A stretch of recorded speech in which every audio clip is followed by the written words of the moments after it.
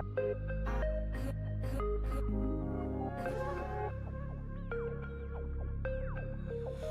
let me go. If I could sit,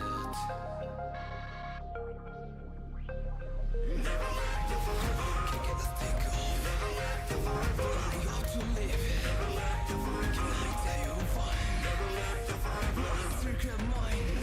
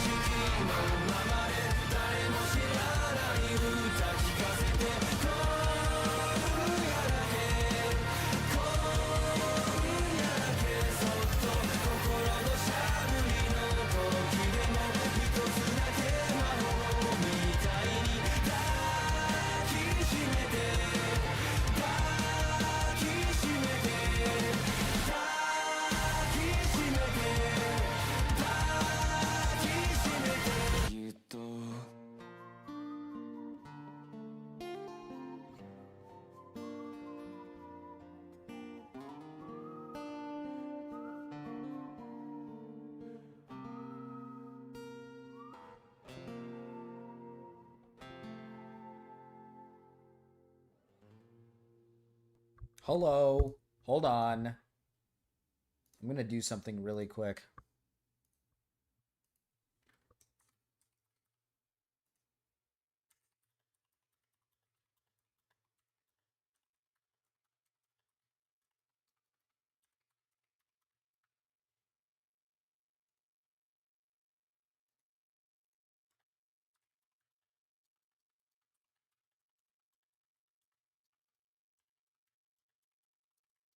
Hold on.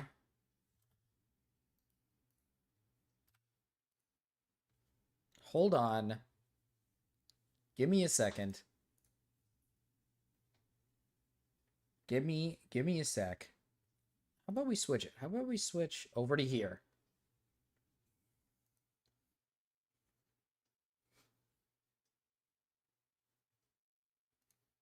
All right, and then I'm going to do this.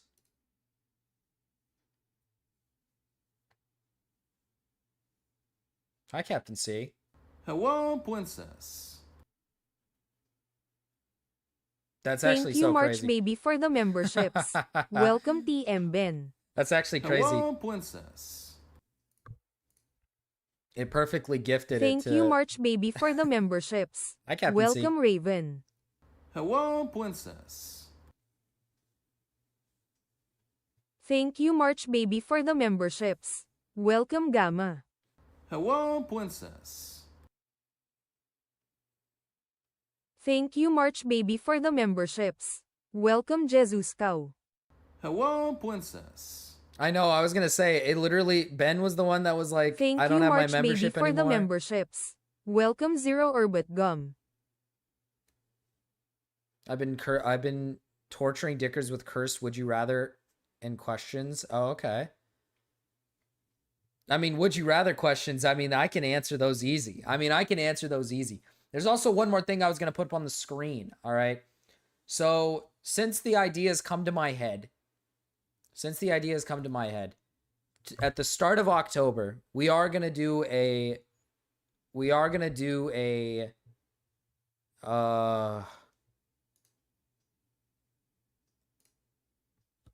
At the okay, sorry. At the start of October, we're gonna do a thing where I'll watch a horror movie every single night. So 30, is it 31 days? 31 days? 30 days? 31 days? I can't remember. Of horror movies, and then I'm gonna rank them on a tier list afterwards. We'll go through them and whatnot. Captain C, thank you for the 5 gifted memberships. Hello, princess. But the way it's gonna work is, I believe, $2. Thank you, and Captains, you for can the have your memberships. Welcome, Stormy Skeleton. $2, and Hello, you can have your movie princess. bumped to the front of the line, essentially. Thank you, Captains, for the memberships. Welcome, Only Craigs. Thank you. Hello, princess. Only Craig's. Thank you, Captains, for the memberships. Welcome, Loki Coco. Why does she say it like that? Hello, Captish. princess. Captish. Sliggins got one. Lokiko got one. Thank Stormy you, Skeleton got Captains, one. for the Braden memberships. Hardcastle got one. Welcome, Sliggins. Hello. Hello, princess. Someone gift another 5. Thank you, Captains, for the memberships. Stream Welcome, Elements? Get Braden fucking Stream Hardcastle. Elements out of here, man. I don't know why that fucking thing shows up here every time. Hi, Jimbo. Hi, Ben. Hi, Captain C. Hi, Cryptid. Hi, Aaron.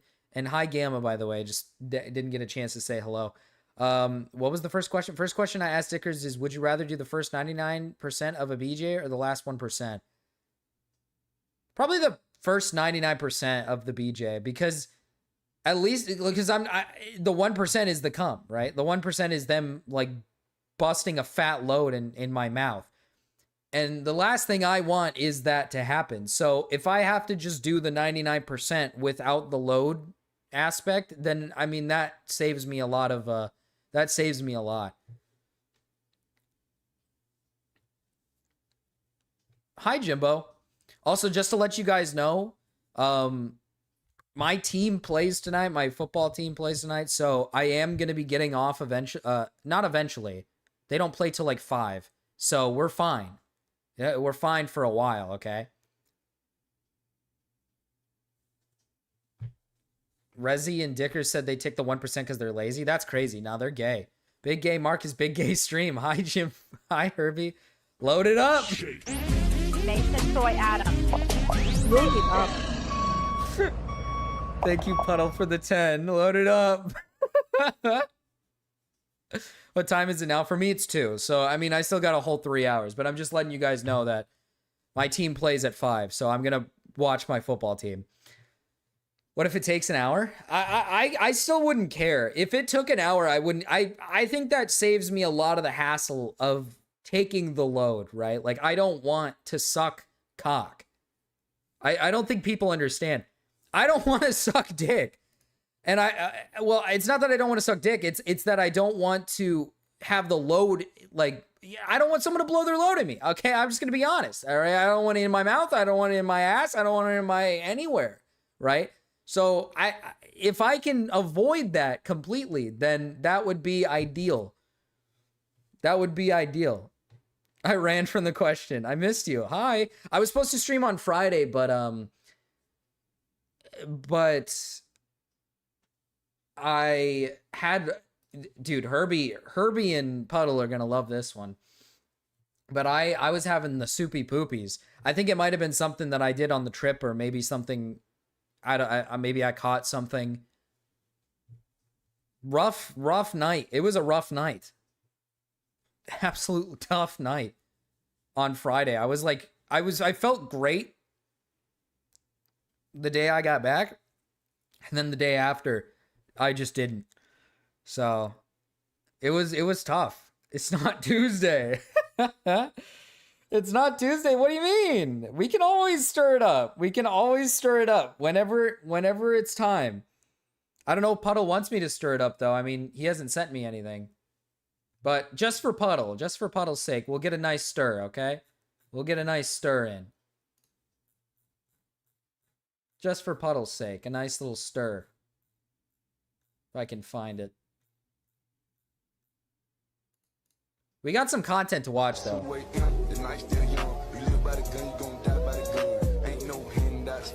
Hello, princess. Thank you, Cryptid, for the 5 gifted. Thank you, your Hell local cryptid, for yeah. the memberships. Welcome, Nox Apat Reals. Hello, princess. Thank you, your local cryptid, for the memberships. Welcome, Kevin Z. Hello, Thank you, princess. Cryptid, for the 5 gifted memberships. Very kind of you guys. Thank you, your local Loading the cryptid, stream for the up. memberships. Welcome, Abiyo. I switched it Hello, over to princess. non-members only purely because I'm assuming that a good chunk of people Thank you, probably your don't have local cryptid, memberships, for the given the fact memberships. that I didn't stream Welcome, for like Dude pretty much Nugget. 2 weeks. Hello, princess. Thank you, your local cryptid, for the memberships. Welcome, Yen. Thank you, Cryptid, for the 5 gifted. Dude Nugget, Yen, Abby, Kevin, Knox. Huge names right here. Okay, so I don't know when this came out. September 26th, 3 days ago. So Popular MMOs released a video called Alcohol Destroyed My Life. There is a podcast episode from the guy, Ned Fulmer. The guy who cheated, the try guy who cheated on his wife, and he does a podcast episode with his wife. This is going to be a hard watch. I'm going to love this one. I'm going to love this one. And then we got this one. Purple Parry Gaming, My Apology to Chud Logic. Now, this might be a fun one. This is going to be a fun one. All right. I want to start with this one. I want to start with the Purple Parry Gaming video first because it's 7 minutes and it's going to be awesome. Okay. This is an apology for you, Chud Logic. I would like to apologize for the situation we find ourselves in. But before I do such a thing, let me explain the situation we find ourselves in. It all started 6 or 7 months. I don't really remember when it started. I made a video. It's called Chud Logic Goes to Bridesmaid. It insinuates that 1, you are trans, and 2, you have a repeated once every 2-year history of abandoning all of your friends. And I would like to apologize for creating that video, but before I do, and before I explain why I'm sorry, because that's the most important part, explain why I'm sorry. Can you guys even so understand? I have to explain to you what got me to create such a video in the first place. So let me do so, starting now. But I'm out here, listen, I'm out here, it's like it's a lot of effort I'm putting into, to just, it's all, you know, it's like, you know, I'm trying to, it's all, it isn't even, it's just, I know I'm just like in the middle of like a party, okay, but What does that it's all meant to be mean? like, what do you call it? It's like, I'm trying to bedazzle you. You know what bedazzling, you have like, you know, it's like Dude, a he peacock, I'm can't. peacocking you. I'm right now, I'm like peacocking spreading you. my, oh, what, I mean, there's Welby's, you guys have that in the UK? We have Welby's. What the fuck is a It's red right now, Welby's but it's green. supermarket? It's like, oh, it's green for Welby's trust. It's like green supermarket. for- I'm trying to bedazzle you. I'm trying to look all the effort I'm going into. It's okay, Big to Ant. explain that's sincere. But I think I just come off as like a phony. You mean the right schizophrenic person? freak. Famous. But really, the whole thing, like half of it, is just my petty Who, grievances, Purple Parry? right? So Or you mean basically, Speed? Right, there was this one time where this guy is making a game about this Chud Logic guy called Chud Logic's Gawk Bound. And I mean, I'm not sure if you're... So, a Gawk is like a girl cock. Right? It's like a... Because this guy says, oh, Gawk, oh... It's like, the joke is that he's into trans women because he was exposed in early 2020 for DMing trans and non-binary people on Twitter. But anyway, that's like unrelated. But the point is that he's making a game. This guy's making a game, and it puts me in it because I'm like part of this guy's community vaguely, like as an outside, like barely at all. And this fucking Chud guy got so angry, he got like face like this Pepsi, because I was going by Purple Pepsi Gaming at the time. Oh, this Pepsi freak! Oh, this Pepsi freak! So I thought, okay, so this Chud guy, he's like, you know, He's like schizo rambling. The apology hasn't even come yet. We're 2 minutes in to his 7-minute video, and he's just like schizo rambling. He's so honest and empathetic. teasing. He's like, oh, I gotta get this guy out of here. So I thought I'd return like the energy. But I don't think of it as energy. I'm not like a, you know, I'm not like gay. But I don't mean it in like a, I mean, I'm not like a. Who is following him? Maybe a friend. I'm trying to get your vibe, you know. I'm trying to get your. It's not what I mean. What I mean is I'm trying to like find a way to like, you know, sort of have a back and forth with this guy. And I'm not like, I don't know him personally, but I'm trying to make like interesting content. So I thought, okay, I'll make a video where I'm like quote unquote exposing him, but it's like some funny parts or whatever. And he seems like very. Who's upset. Parry He's like, this guy is, stalking like, through the cloud night? chasing. Probably Chud. Chud This Logic, Parry I'd guy, assume. Parry. This cloud chasing. And it's like, and it's like I read him completely incorrectly. And so it's not like I fucking speak to this guy. It's not like I know him. It's not like I call him up. I'm like, oh hey Chud, sorry, I you didn't get the video. Oh, well, you know, so no, it's like I literally have to just I have to mind read. And or I mean, obviously I can just be like an asshole to him, I guess. But it's I don't want to. I want to have like a nice, you know, a camaraderie. I Aiden, guess. perhaps, But is that maybe? like presumptuous? I guess I'm being presumptuous, but I'm being presumptuous. Don't worry, in a way Sliggins. We'll see. Where I hope that the end point is one where it's like, oh, you know, that Parry guy, he's all right. But I failed, and it's like, But I feel like I tried my best. There was like a part, basically, this is unrelated. There's a part of the video I made that people are like upset at because basically there's this guy. Parry, you're falling by. You're going ahead. You're walking a little too fast. Your friend's falling behind, man. We can't hear you, man.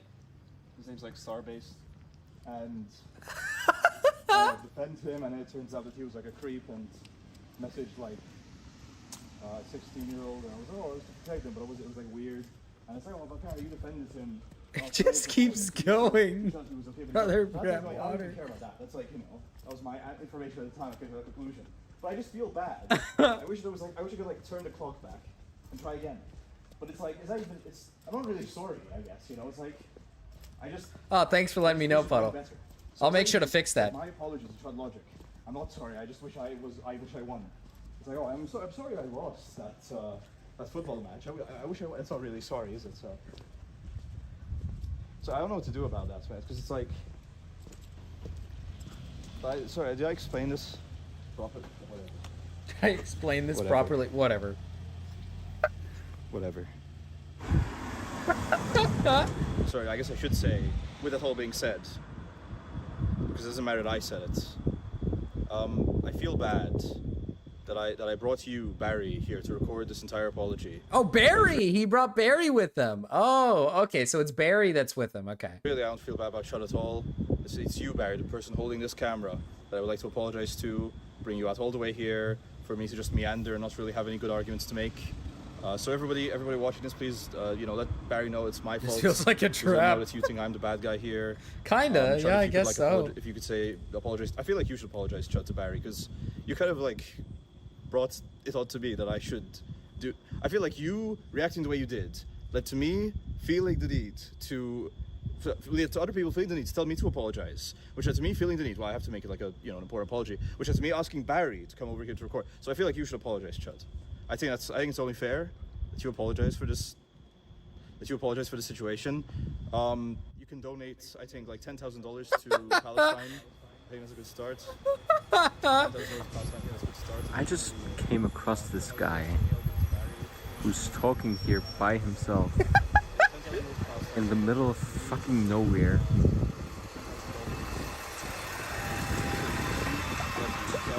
He's just been here for the last Hell yeah! hour or so. It is public. I made it public, I have yeah. no idea what he's doing. Hi, can you keep the AdSense? 'Cause I feel I bad. got onto like a couple of words. It seems to be like a YouTuber apology. Can you tell YouTube? But the Hi, guy can you, isn't keep even the apologizing, $10,000 like, this it month? 'Cause I feel bad about Makes no fucking sense.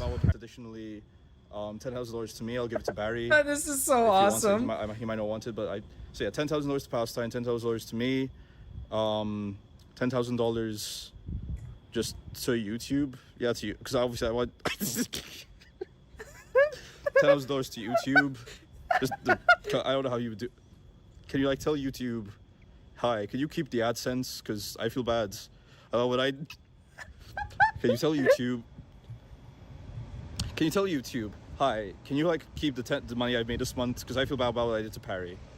About what Parry had to do to Parry. Can you do that? Oh my God, this is an apology, and the ending of the apology is just him saying, like, Chud, you should, like, I feel bad for Parry. Make sure you don't pay me.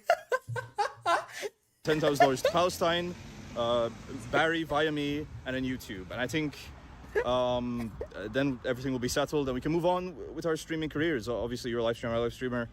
We don't want to, cause like too much hassle. So yeah, I think that's all I really have to say. Thank you for listening. Thanks, Parry. That was awesome.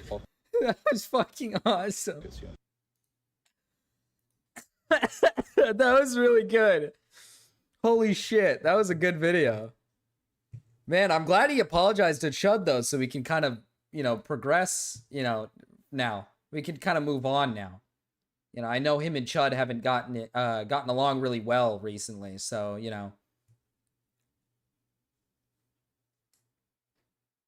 So 30K total? Yeah, pretty much. Hi, Mira. Hi. Hi, hello. All right, I think next we're going to try to get through this popular MMOs video. This one is going to be a tough one to watch.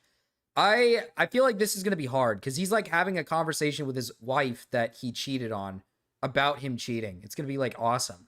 It's gonna be like fucking awesome to watch. Hi, Morale. Hi. Okay, guys, I just watched a video of myself that was on my phone from January. And guys, as most people know, I am an alcoholic, and I tried to make a video talking about it, trying to help people, and trying to show my journey. Went terrible, honestly. It is so difficult. But right now, guys, I am 4 months sober, and looking at the video, I look like a completely different person.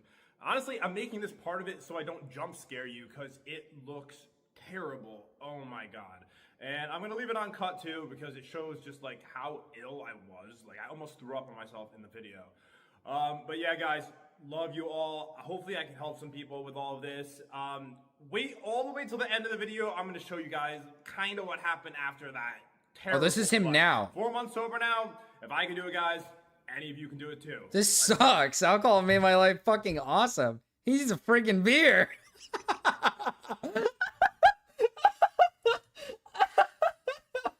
Somebody get this guy a freaking beer. This guy looks horrible. We gotta put some alcohol in him. Hey, what's up, guys? It's Pat, and welcome. Oh my god. Holy shit, he wasn't wrong. Dude. Dude. Oh my god. He does look a lot different. Popular MMOs, goddamn, man. Back Holy to another shit. video. It's been a very, very long time. And this is probably going to be, I would assume, the most important video that I do make. He looks so badass here. You guys can tell I look pretty beat up. I didn't really try to fix myself up at all for this video because I wanted to show how I've been treating myself, I guess. As you can tell, this is gonna be the first time anyways. My skin looks pretty bad right now, and also all the gray hairs. It's been that way since I started the channel. I just dyed it. No one ever noticed, which I think is kind of funny. Anyways, Bro. I'm an alcoholic, and Hi, Cody. I never really acknowledged it, although there's definitely information online about it. The only reason I'm making this video is I figure. Why does his face look like that, dude? What is wrong? What did it do to his nose and his, like, do you guys see how, like, crusty his face looks? Holy shit, dude. Is that what alcohol does? Fuck, man. I could save probably thousands of lives talking about my journey of sobriety. Today will be day one of no substance abuse. Day one, dude. He sounds like he's been drinking. He sounds like he's drinking. He sounds drunk. Fuck. Does drinking perpetually just put you in a state of, like, this? When you are just like an alcoholic and you drink constantly? The booze dries out your skin if you drink a lot. It's like dehydration. Pat, before getting sober, looks so swollen. I know, dude. This is fucked. Bro. I spent a lot of time drinking in the last 5 Newman years. from Walking When Dead. I say a lot of time, I mean probably as much as everybody on the channel combined. Or more. It makes you lock the fuck in. Definitely or more. So I thought. Yeah, it would Pat be definitely really locked the helpful to fuck in, people, man. so hopefully you guys will follow me on a journey of sobriety. I have some very funny stories as well. And If you drink very daily, the alcohol documented barely had time to stories. leave your There's system. some horrible things True. that happened to you, and some fun times as well. Obviously, anything in moderation is okay, but when you abuse something, you really. Oh, that's huge. Oh, that's huge. Congratulations to your friend, Cryptid. That's huge. And congratulations for your project, man. That's huge. Oh, watch the video I sent you? Okay, wait. We do have a meme. We do have a meme that we need to watch.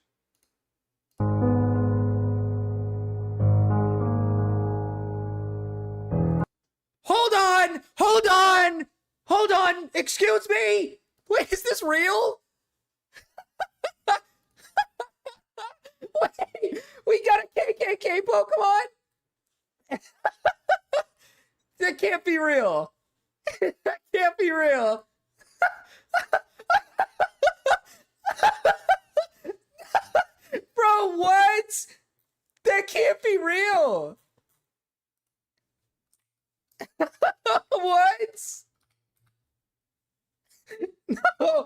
No, no, no, no.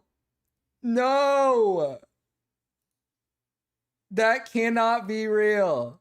Have they announced it?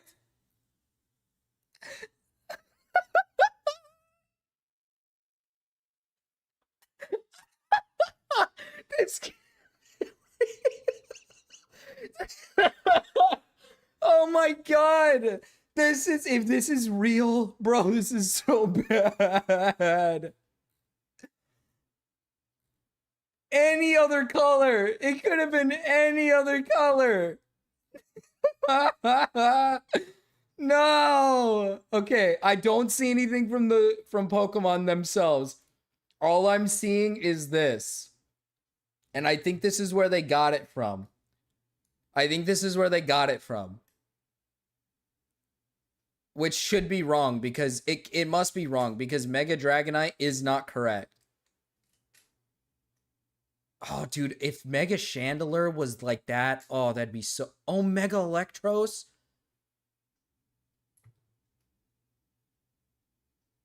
I wish these were real. Actually, hold on. When was this made? Oh, shit. When was this made? Because these are, in fact, the Megas for Greninja, Chestnut, and Delphox. Victory Bell is correct. Malamar is correct. Halucha is sort of correct. Dude, Mega Dramp... If that... I hope that's real. Mega Drampa looks like a dog, bro. Look at how fucking cool he looks. What the fuck? I hope that's real. That looks so dope. What the fuck? Some of these look really cool. I hope some of these are real.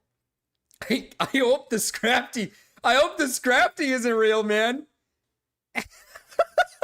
I hope this was not real, dude.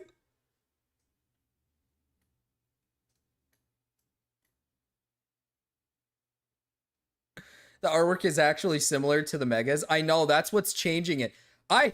Dude, a lot of these look great, but the Scrafty, they missed the mark. They fucked up a bit.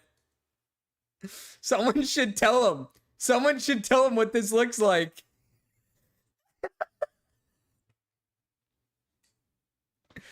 Drampa looks like... Dude, Drampa looks super cool. If that's Drampa, that's actually dope. I can't lie. If these are real, I would be very happy. Like, Mega Meganium? Oh my... Oh, beautiful. Fixed Meganium. That is beautiful.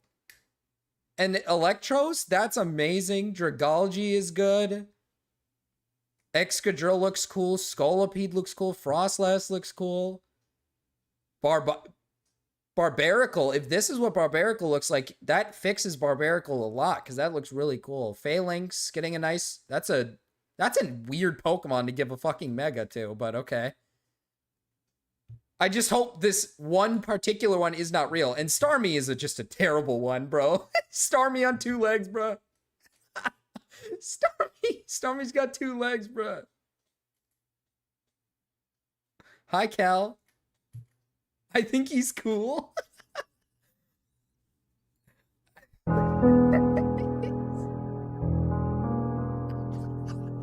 It just looks like a KKK member, dude. Pokemon fans, when they see Mega Scrafty leaks and realize it's super effective against dark types, if it's super effective against dark types and that's a real fucking Mega, I'm gonna cry, dude. I don't know if I should feel happy about this or if I should feel sad about this. Like, I deadass want to, like...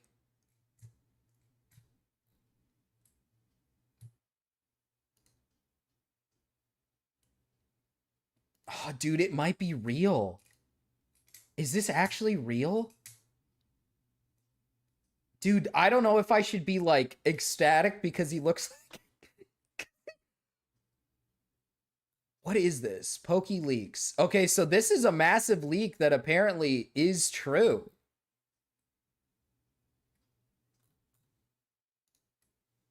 It seems like this is real.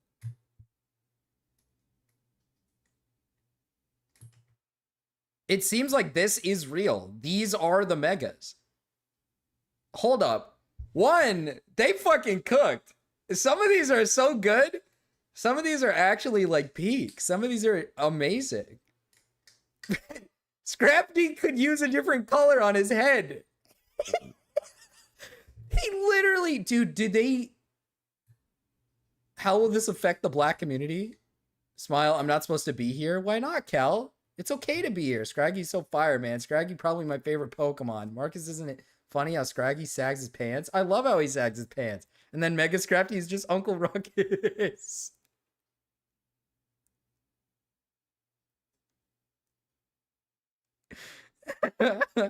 Rank the new ones?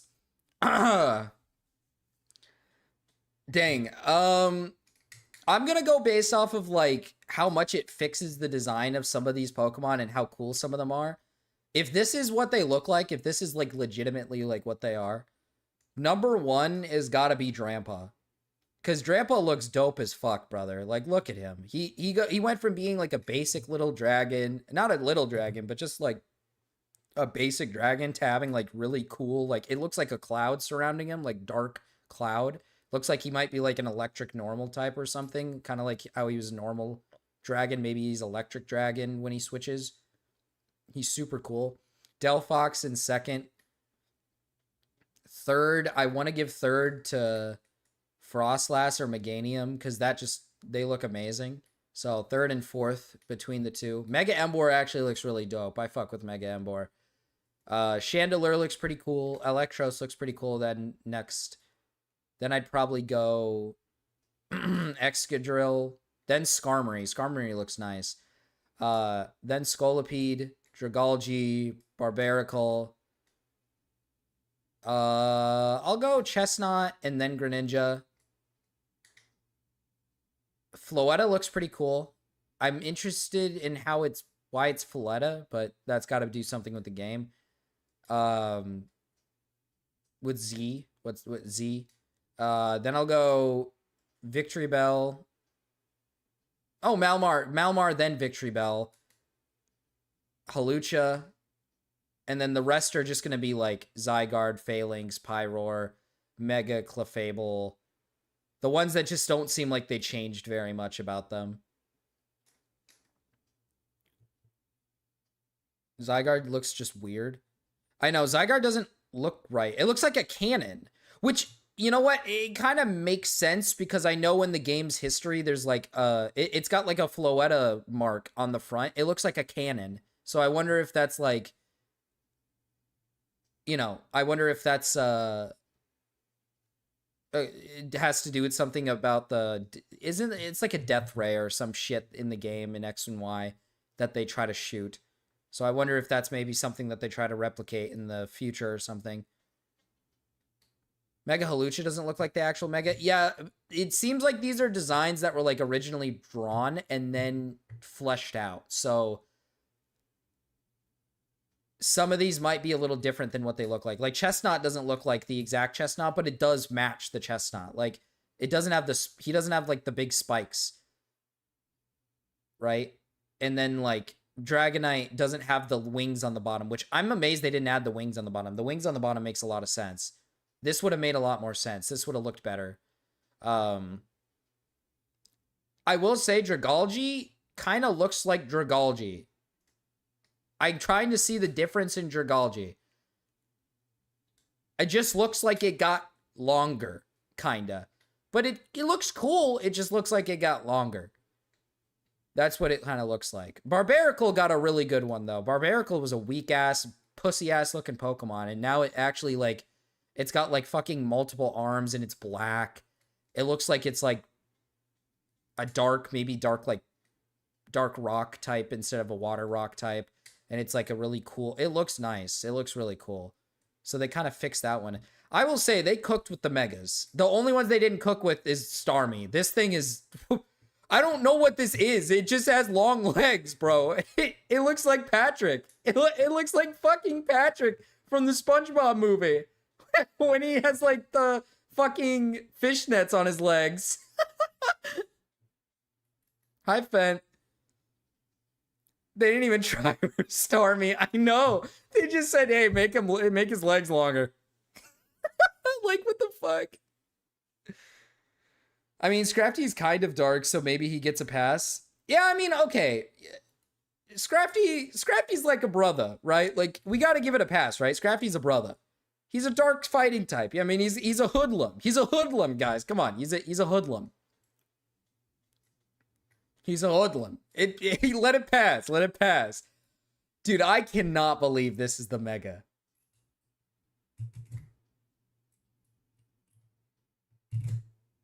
I cannot believe this is the mega. Is Dragonite a asking for a friend? Jesus Christ. And you know what's funny is the executives that work for Pokemon, they can't use the excuse of they're from another country, because I'd imagine they're well educated enough to know what the KKK is.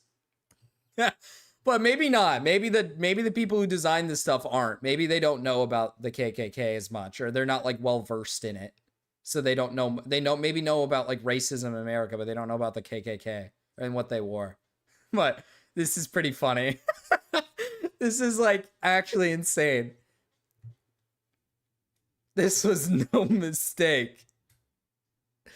And it's like, I'd imagine the White Cloak, he turns like ghost fighting.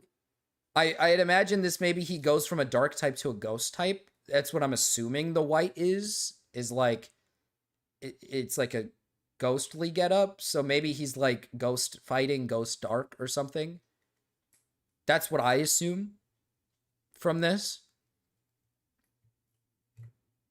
But yeah, these guys look amazing. I'm going to use a lot of these. These guys look absolutely incredible. Especially, the craziest thing is, maybe to some this isn't good. To me, this is awesome. I love Electros. I love Chandelure. I love Scolipede. I love Excadrill. I love Frostlass. These are like some of my favorite Pokemon, and they gave all of them megas. I'm winning. I'm absolutely winning. And then they boosted Meganium and made Meganium actually cool. They made Meganium like actually an interesting designed Pokemon. And instead of just like the basic flower on the head, it's like, it's a blooming flower. It's like really cool. For alligators is kind of weak. I low-key can't lie. For alligators is low-key kind of weak. I was expecting a tad bit more. But the Emboar is really fucking cool. The Emboar is dope. God damn. Part of me is hoping this Scrafty one is a joke. I want Cloyster to get a Mega Evolution. True, Cloyster would be a good one. Mega Skarmory, my love. This thing looks... It looks like it's not a very well-designed Pokemon, but I feel like in actual art, it might genuinely... Like, in actual, like, design, it might actually look really cool. It looks dope.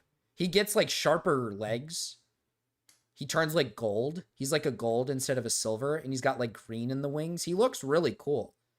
I wonder if I was wondering...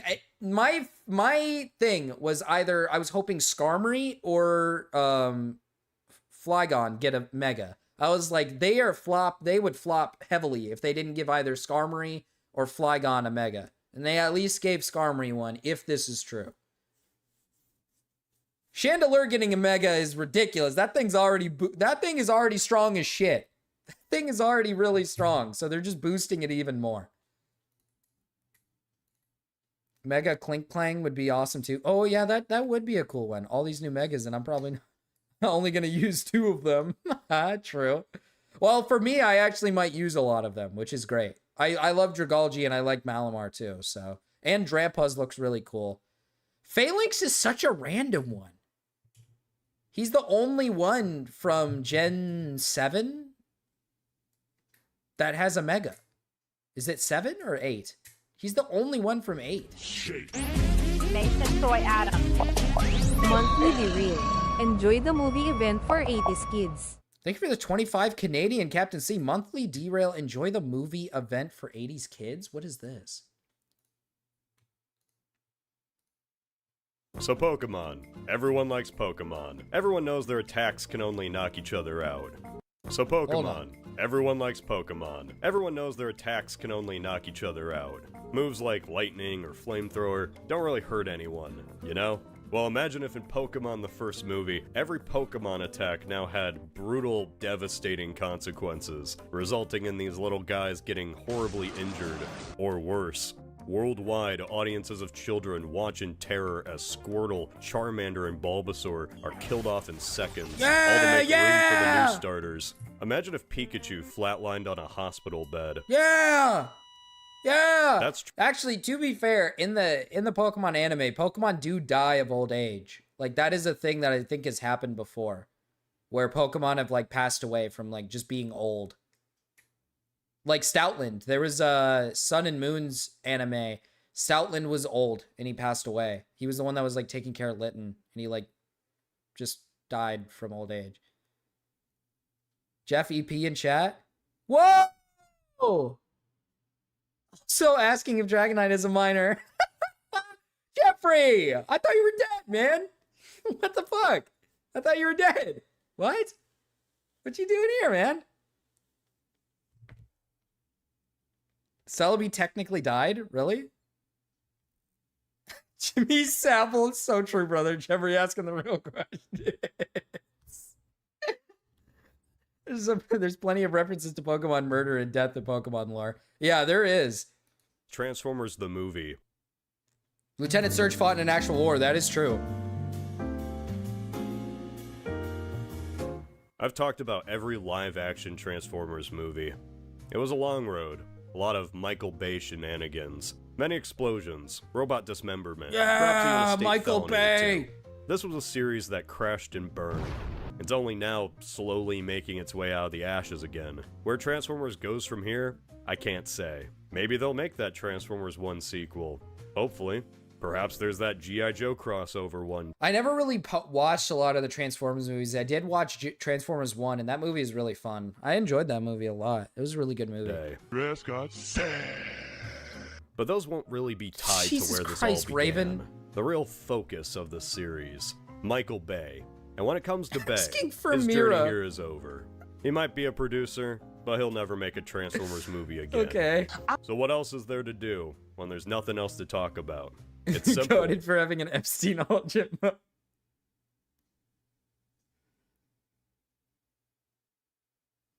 Did he turn the... Is the sound off on purpose? Transformers the movie is Oh, did he have to cut it out? Oh, he might have had to cut it out in the post, because, sound. not really a movie like people before the 80s thought of movies. It's sort of the first of its kind. This was not a one-off story that happened to take place. They ever in say the what happened to universe Ash's or dad? An adaptation of the show. Transformers No, the movie I don't think was really so. the grand midpoint in a TV series that lasted 4, but really 3 seasons. When I first started this project, this movie was meant to be the end of a single video that talked about Bumblebee, Rise of the Beasts, and finally 1986, the non-Michael Bay movies. But the Why no problem Michael was- Bay? Why no Michael Bay, man? I love Michael Bay, man. Explosions. I've never seen Bumblebee. Is Bumblebee good? I say you had a baby in your name, meaning you had to join the stream.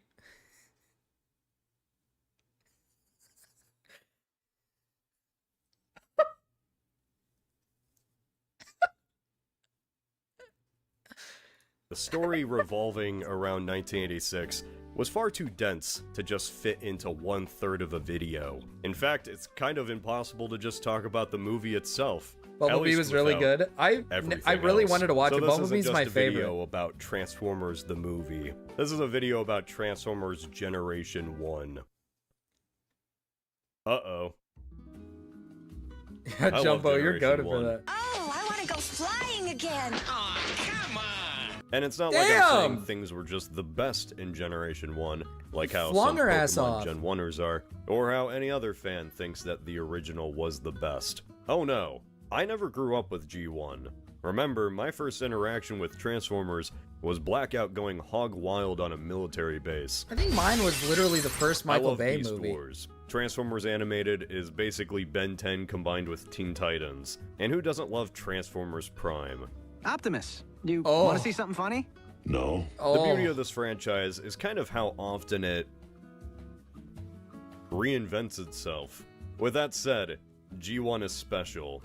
Jay Aubrey did a decent Epstein documentary yesterday. Ooh, that'd be a one. That'd be a good one to cover. They actually Really have just quite a because few it tickles different bits of parts of my content to brain. cover. The blocky character designs, the throw anything at the wall storytelling, the sound design, both music and effects. I shouldn't have done it. Please don't shoot. I gotta say, it's kind of strange for me as a millennial man who did not grow up watching this series to fall in love with it as I'm pushing 30. I cannot think of another series that perfectly encapsulates what 10-year-old me would have thought was the coolest thing ever. Don't get me wrong here, I'm not watching this ironically. This isn't a video about how Transformers G1 is so bad it's good. Oh, you did a I Cloverfield genuinely video? love this. Flaws and all. And it's my channel. I want to talk about Whoa, it. they were clipping. G1 They were is meant to be a clipping. cartoon first and foremost. It's intentionally silly at times. Sometimes it's unintentionally funny, but most of the time there's a purpose to what's It's going on. Nate. He's a Transformer. There are a Oh, lot of true. really Wait good a minute. You're not even wrong. retrospectives. Why is Nate Optimus Prime? I'm a big fan of myself. Hey, that's good to hear. That's good to hear, Jeffrey. That's good to hear. Dude, I never realized Nate was actually Optimus Prime. On Generation 1. Videos solely focused on breaking down G1 by people who were actually kids when it first came out. This video isn't really for people who originally grew up with G1. Think of this video as a retrospective from someone who grew up with the Bayformer films. Sounds like an absolutely terrible idea, but that's what I'm doing. Whoa, whoa! Season 1 Why of did we cut to it? Transformers was such an innocent time. What? What was the cut for? What was the need for that cut? To the dog fucking. What? They were still figuring stuff out. Nothing made sense. Sometimes the Autobots just fly. Yeah, in the early days. Oh yeah, I the forget faction they whose just whole fly gimmick back was in the turning day. into cars to go anywhere, could fly whenever in the they movie? wanted. God, dude, I don't remember that. Why are we even acting like Optimus is in I danger am. here? He literally flew earlier in the episode. In those early days, the whole Autobot-Decepticon war didn't really feel like a war at all. It was like two Well, they groups can't. of kids. I thought they can semi-fly because they have they have those like little rocket things at the bottom of their feet, so they can kind of like push themselves upwards. So they kind of like can low key fly, but not like really. Looking it out on the playground. Punches were thrown, knees were scraped. They made up bullshit rules on the spot. Optimus Prime has been defeated. All Autobots must exile themselves to deeper space. One side always broke said rules because they were jerks like that. Hell, you even had one kid always trying to take It's charge never of the been gang consistent in himself. G1. I Season see 1 it. is really enjoyable when you picture it as just a stupid recess fight. My side has dinosaurs now because dinosaurs are cool. Oh yeah? Well, my side has construction vehicles and they combine together to beat your dinosaurs. It's truly art. That's pretty Compared fucking to the awesome, size actually. of Season 2, Season 1 is like one long pilot. Each episode laid the groundwork for the characters and their assorted dynamics. Quality may vary. Sometimes the best way Just to make do bigger something robots is to and just bigger- do it. Take off. Not even if it robots, but crashes bigger the cars ground. and bigger cars Storylines until were very they just beat basic. each other. Just That's the what you main gotta do. conflict between the Autobots and Decepticons. Like Season 1 of Red vs. Blue. Decepticons try to take Earth's energy and bring it back to Cybertron, and Autobots have to stop them. The conflict wasn't really what made the show special. What made this show special were the characters. In the pilot three-parter More Than Meets the Eye, Optimus Prime sounds a bit different. You destroy everything you touch, Megatron. Less stoic. More like a bruiser who's gonna kick your ass. Peter Cullen has told a story about how his brother was the inspiration for Optimus's voice. Kinda prefer and that. how, before he started voicing the character, his brother gave him this advice. Peter, if you're gonna be a hero, be a real hero. Be strong enough to be gentle. Strong enough to be gentle. It's such a heartwarming story. It's a great quote. Really embodies everything Prime would come to be. But I can't help but laugh thinking that he heard that advice and then immediately recorded this. You're old, Megatron. Yesterday's model, ready for the scrap heap. Imagine if they had stuck with that voice. This version of Optimus would 100% call Megatron a bitch. After the pilot, Prime mellowed out. Not too much though.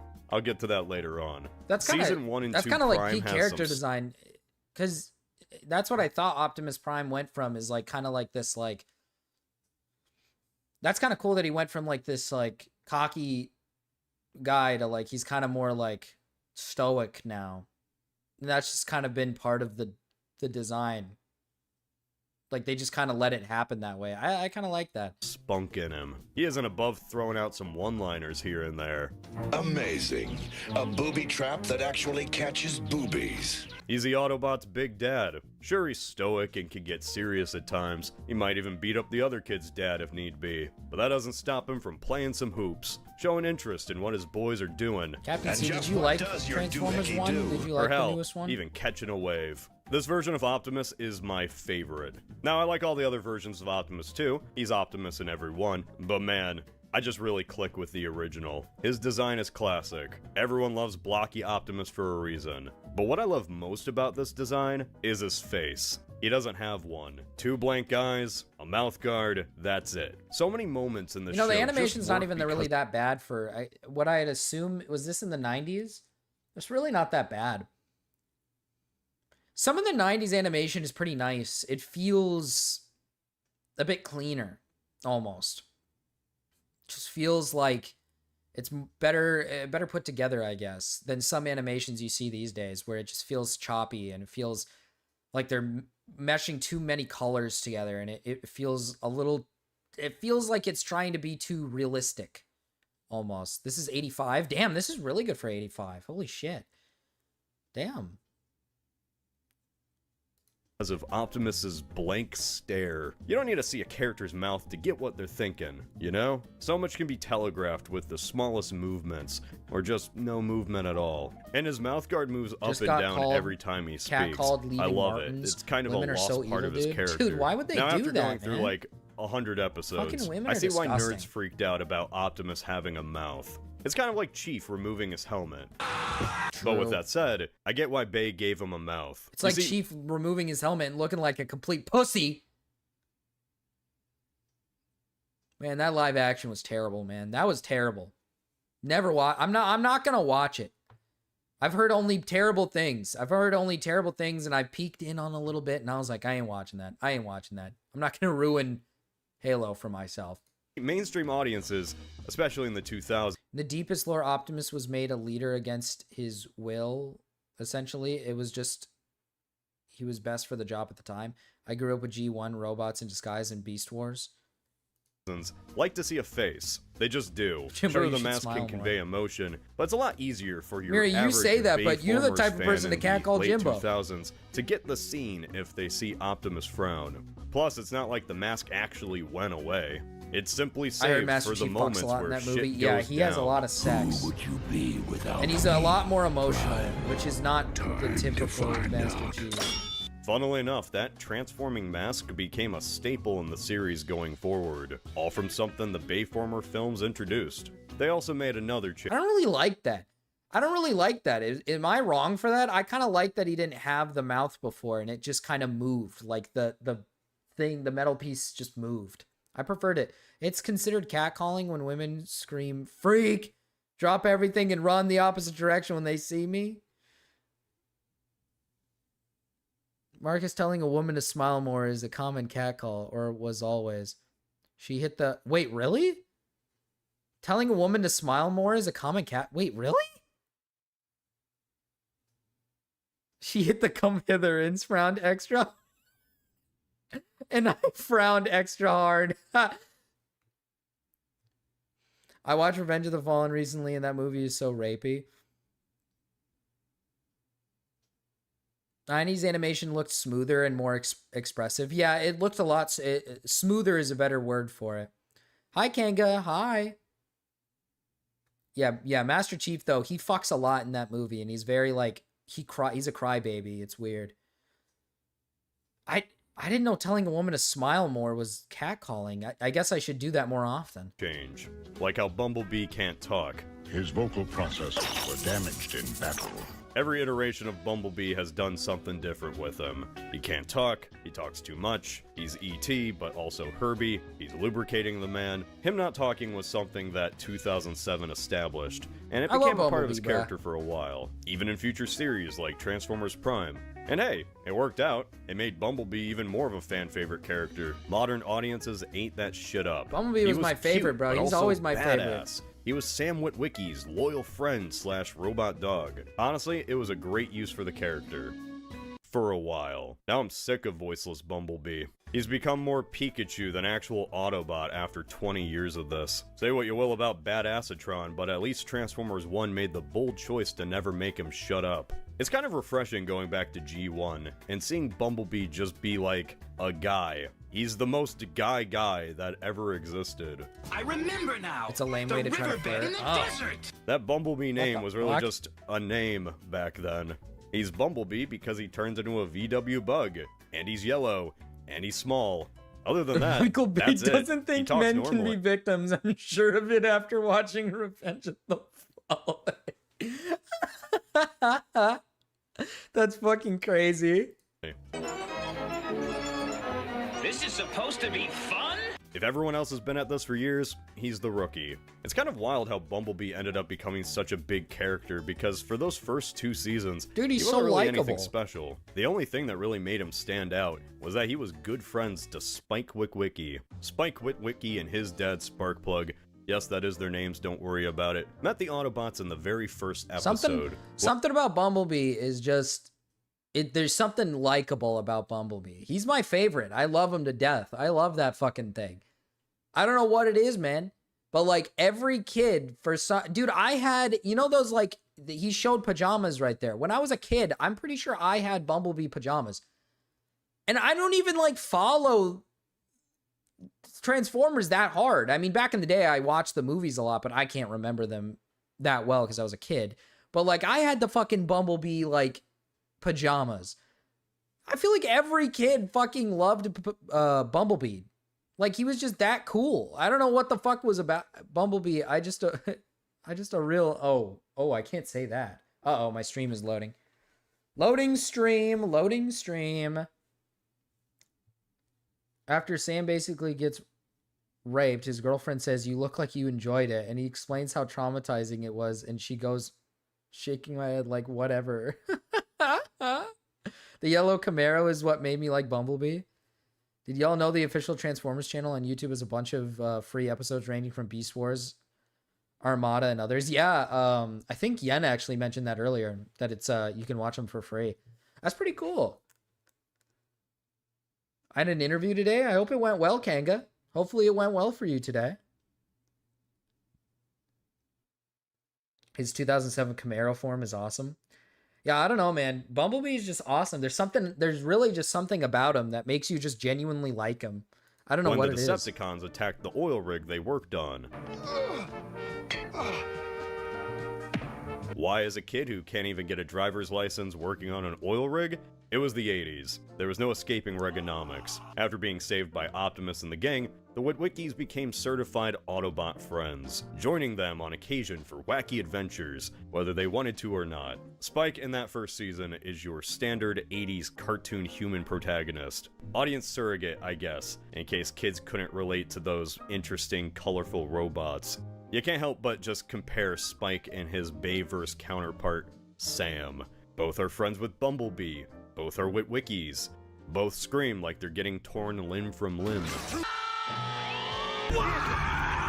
Unlike Sam, Spike is not the main character here at all.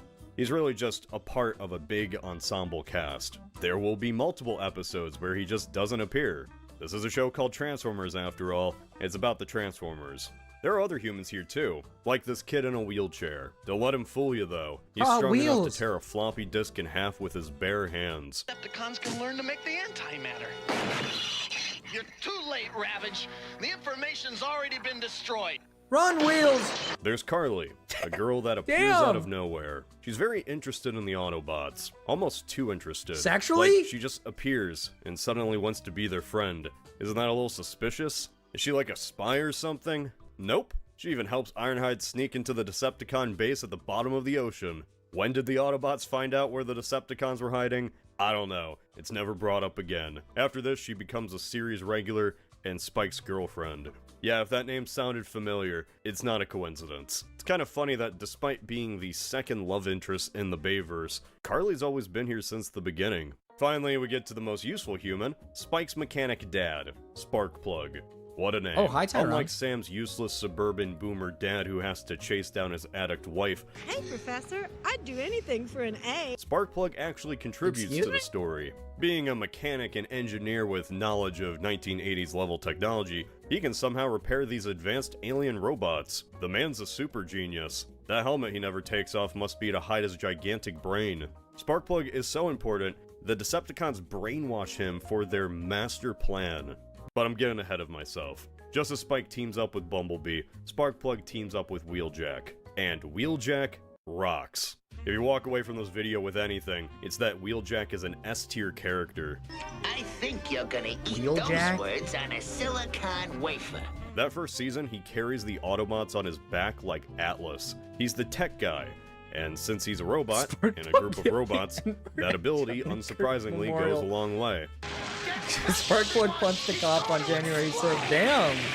Wheeljack is literally the Jimmy Neutron of the Autobots, with all that comes with that association. Yeah, he'll create an invention that might help out and literally save the day, but he also might make Marcus some should doodad play that'll it. kill everyone on accident. Sometimes Is it whole like a episodes song? are dedicated to Wheeljack's fuck-ups. He made an invention that froze matter in place forever, which of course was captured On by YouTube? Megatron and used against the Autobots. He turned Spike into a robot Frankenstein. Sometimes his creations just explode. He There was invented this the one time he went Dinobots. to a Oh, museum okay. and saw a bunch of dinosaur skeletons. Oh, So he's his first thought literally was, I'm gonna gonna make explain some it. robot dinosaurs. So he made robot dinosaurs. Allow me to introduce That's actually awesome. I love that. He just sees dinosaurs, he's like, fuck it. slag and sludge. I imagine if someone only saw the Bay movies, this might be quite a shock to them when I say that the Dinobots, one of the most popular characters in the entire franchise, were invented on a whim by Wheeljack, in his garage, because he was bored. There have been many explanations and other iterations on why the Dinobots are dinosaurs, and their origin kind of changes every time, but my favorite is the original one. Yeah, why not just keep it at the original? Just be like, dude, he just made him, man. You just made him. Are they dinosaurs? Because dinosaurs are cool. In classic Wheeljack fashion, even that idea backfired horribly. This switch real rad. Gonna pull. Grimlock, no! Oh boy, the Dinobots. Arguably the third most recognizable Autobots behind Optimus and Bumblebee. And for good reason. They're awesome. And hilarious. For some reason, Wheeljack built them to be stupid. Like, he just kind of had spare parts in his garage, and he just kind of threw them where They're their brain dinos, should man. be. They're not supposed to be intelligent, man. It's not like the dinosaurs were like super intelligent, bruh. They weren't like human intelligence, bruh. They just dinosaurs, bruh. Just barely intelligent enough to say words, let alone understand them. Almost forgot. Me swoop can transform. The Dinobots are the wrecking ball for the Autobots. Big, dumb, and they hit hard. And just like a wrecking ball, sometimes they mindlessly swing back at you. They're not harmlessly stupid. Like, these doofuses can be very much a detriment to the Autobots. Like this one time, Megatron just convinces them to betray the Autobots. He tells Grimlock that if he's the biggest and strongest, then he should be in charge. And Grimlock's like, oh shit, you're right. Me, Grimlock, must lead. So he tries to straight up kill Optimus. And then another time, they wreck up Autobot headquarters so badly, the gang just drops them off at Dinosaur Island. An island beyond time itself, where the big lugs won't spike insurance rates. Look, there's a lot of So Autobots. they just even in so they just get fucking thrown on Dino Island. All right. Season 1. And it's best if I just Rip talk the about all fucking of them Dino right now. bots. Like, I don't really think I'm going to be able to later. Ironhide. Classic Ironhide. Well, I'm tired of sucking their vapor trail. Despite being one of the main Autobots on screen, Ironhide only really gets an episode to himself. He never really affects the plot that drastically. He's mainly just contributing to the overall battle, reacting to stuff, following Optimus's orders, He's or just a side relaying orders character. to others. Ironhide's kind of like Air. everywhere at once, all the time. You kind of forget he's there. His curses towards the Decepticons blend in with all the other noise going on. Yeah, let's clobber those flying garbage cans. So let's talk about the red. See, from my perspective, coming from Bayformers, the red's kind of weird to me. Red's a good color, don't get me wrong, but I'm just so used to Ironhide having black paint. That's more of a fitting color for a name like Ironhide. You know? Don't kill me. Plus, there's just so many G1 Autobots that are already some shade of red. Blaster, Chase, Cliffjumper, Cloudraker, First Aid, Gears, Inferno, Why are there so many? Lightspeed, Perceptor, Power Glide, Six Gun, and last but certainly not least, Warpath. How big a path you want? Bam! Okay, he's a so tank! Kind of a burgundy. Transform and zoom! Move out! Why are there so many Because fucking so many Autobots? God came out damn. after him. Ironhide's design to me kind of became the generic Autobot in a way. Like, it's not a bad design, it's just not as memorable. Now the opposite can be said for Ratchet. I think his original red and white design is far better than the modern fucking ambulance medic. we got in the live action movies. The yellow and green just looks off. There's a reason That's he not sticks even the with color the of white a and red fucking- in every other. Why yellow and green? That doesn't make any sense. Red and white makes sense because it's fucking, he's like a medic. That makes sense. iteration. Jazz is jazz. But with I all know the weapons Jazz. she has, why would she steal your laser rifle? Design-wise, the Michael Bay movies really didn't change him that much. And how can ya? No, Megatron, don't. That's the core Autobot group, or at least the most recognizable. Like, Prowl was there from the start, but he really never did anything. He kinda just existed. A lot of the Autobots are like Prowl, occasionally saying lines, but for the most part they're just relegated to the background. Cliffjumper really grew on me. I was not expecting that. Like, there's an episode where he thinks Mirage is a traitor and is 100% ready to kill him. Mirage is no longer one of us. Damn, He would okay. have done it too. He would have gunned Pete Fun fact, Davidson in down. Transformers I like Prime, that he's just Cliffjumper is voiced Bumblebee's by The Rock. design, Cliffjumper was but in red. one Thank the episode toys before for that dying. one. Damn. And I like Casey Kasem. Kasem voices a few Autobots actually, like Blue Streak, Teletran 1, and Shaggy. It's kind of a shame we never saw Cliffjumper in Bayformers. Well, we did see him in Bumblebee for that split second. You know, it's kind of a shame we never really had Wheeljack in the Bayformer films either. Imagine this guy making wacky inventions. That would have been fun. What's that? He was in the movies? Oh my god. Oh my god! Why? Why'd they make him like that, man? That's disgusting. They even gave him like rotted teeth. What the Decepticon hell? characters could be categorized like a pyramid. At the top 10%, you have the best characters by design and personality in the entire show. Megatron, Soundwave, Shockwave, and who could forget Starscream? Hell, throw in Devastator. Why not? I prefer the green humanoid over the monster with, scrotum. Soundwave. That blocky design.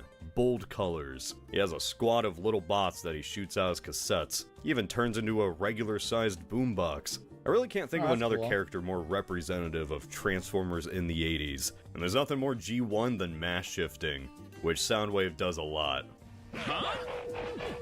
Transformers should transform in a logical way where all their pieces fit together? Nonsense. Just have Optimus's trailer disappear. Have Megatron shrink to a quarter of his size to be used as a gun. Soundwave is pretty much unrecognizable in the Bay movies. No visor, he has a mouth, doesn't even have a robotic monotone voice.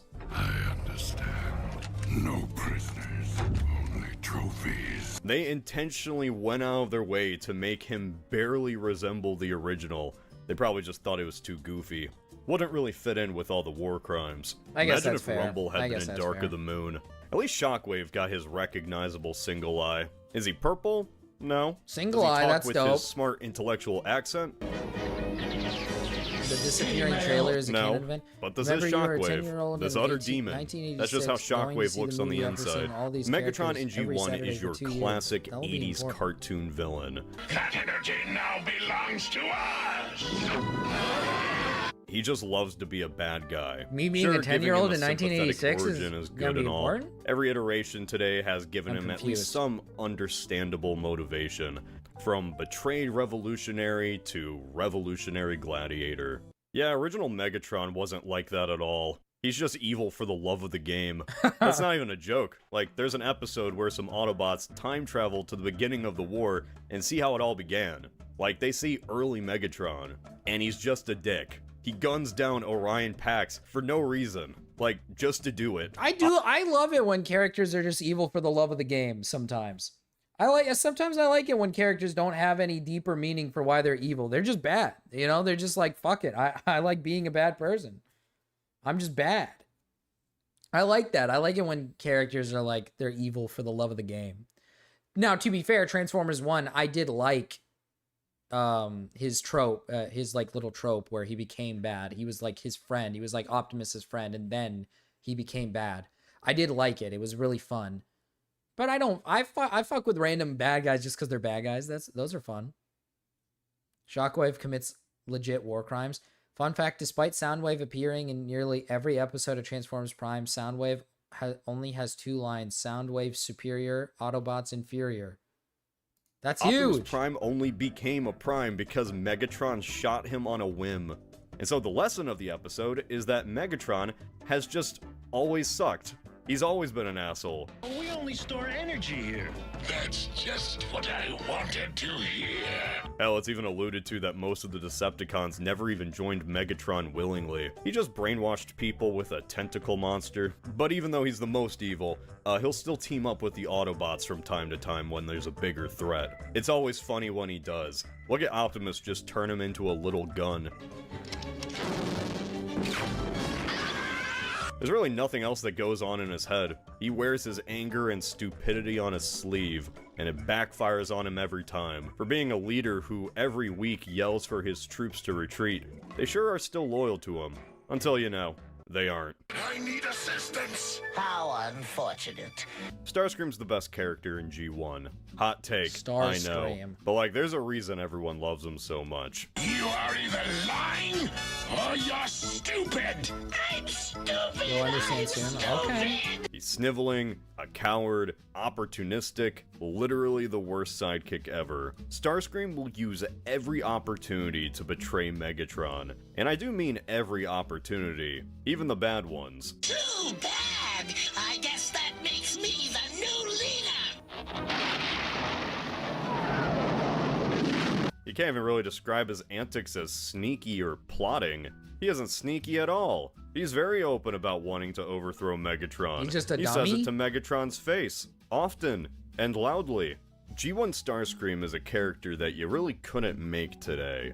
And it's not because he says slurs or something. It's more because audiences would just be kind of confused about why Megatron hadn't killed this guy yet, why he lets him just keep getting away with it. For those first 2 seasons, Megatron always forgave Starscream for being openly insubordinate, like allowing the annoying kid to rejoin the lunch table.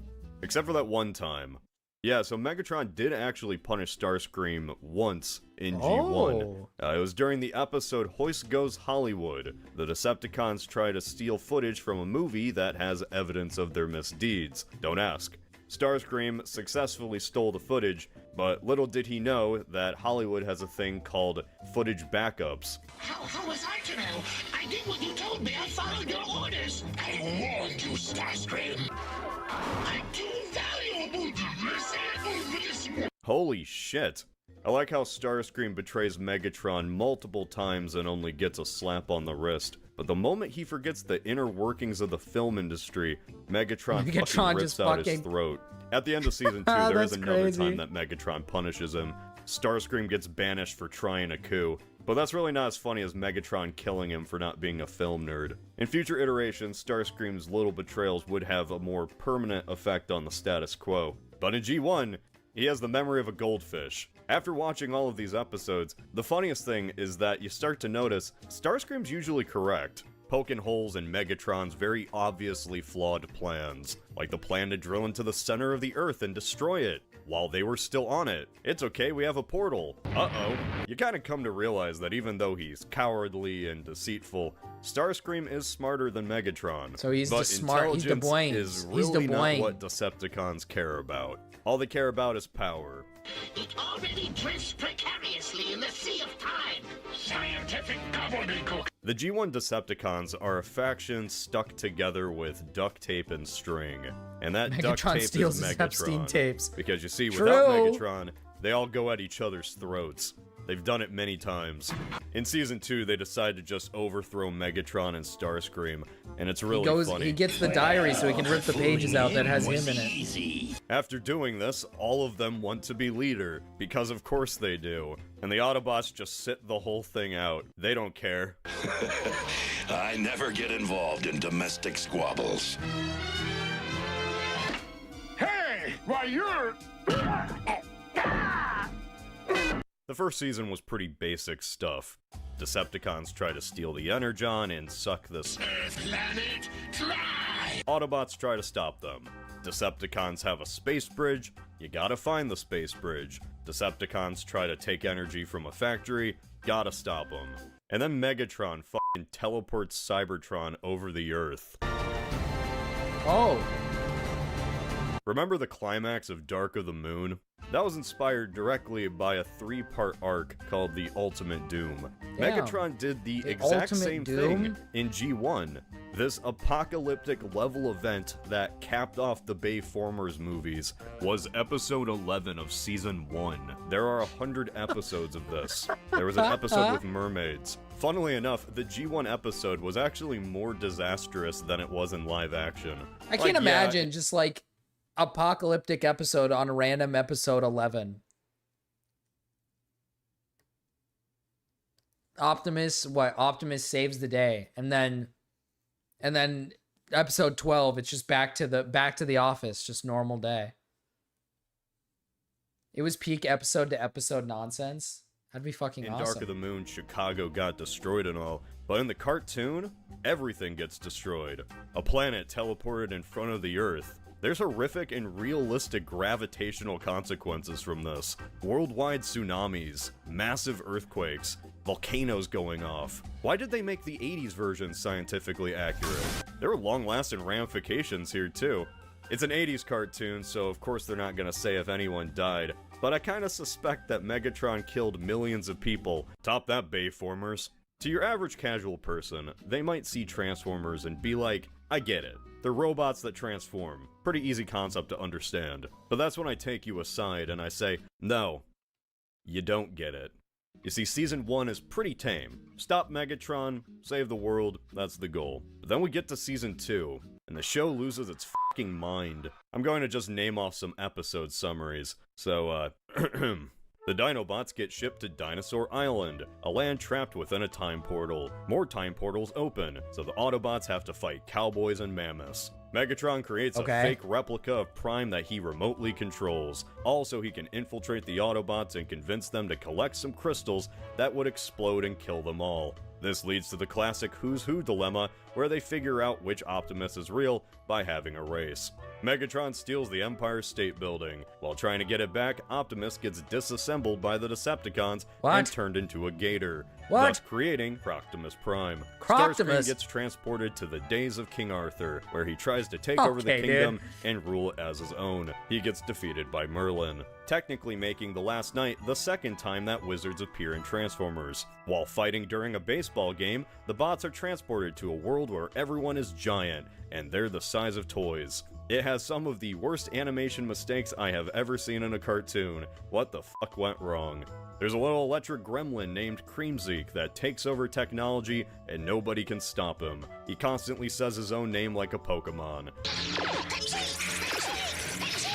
Optimus gets so sick of Creamzeek, he abandons his moral principles on preserving life and straight up murders him. Even this does not work because you cannot kill Creamzeek. He is probably the most powerful being in the entire canon. Powerglide gets into a toxic romance with a rich girl and has to save her after she gets kidnapped by the Decepticons. They try to read her mind, but they can't. It's like Titan. She's gonna have a baby stupid. with him. This is one of She's the gonna best have like episodes. a Megatron car teams baby. up with the actual Atlantis to take down the federal government.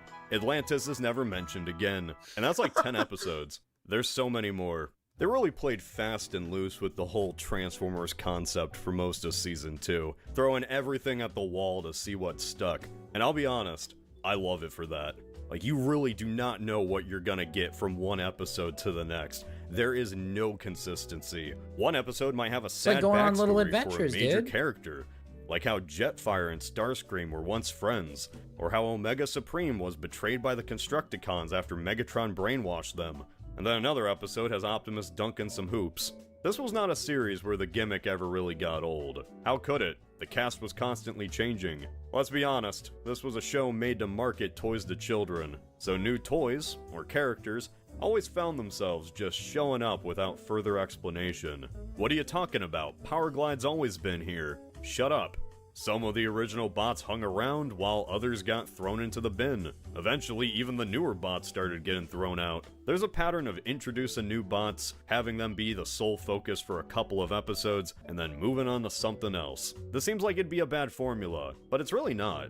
Every bot gets some spotlight episode or moment to shine. Even Sea Spray. You ever hear of Sea Spray? He's a water... I mean, it's a show for kids, so it makes sense that they're just throwing new Autobots into the ring, and, you know, kids will eat that shit up. They'll fucking see a new bot show up for a couple episodes, and then it's on to the new bot that's, like, super cool, and then you're like, oh, that one's cool, and that one's cool. Like, kids got fucking retarded, what is it called? Attention spans. They're not going to remember the fucking one bot, and then they'll see a new bot, and they'll be like, oh, okay, that's pretty cool. Craft Autobot who always talks like he's underwater, even when he isn't. Can't wait for Optimus Prime to cream pie and Autobot. True. Cause then it won't come true.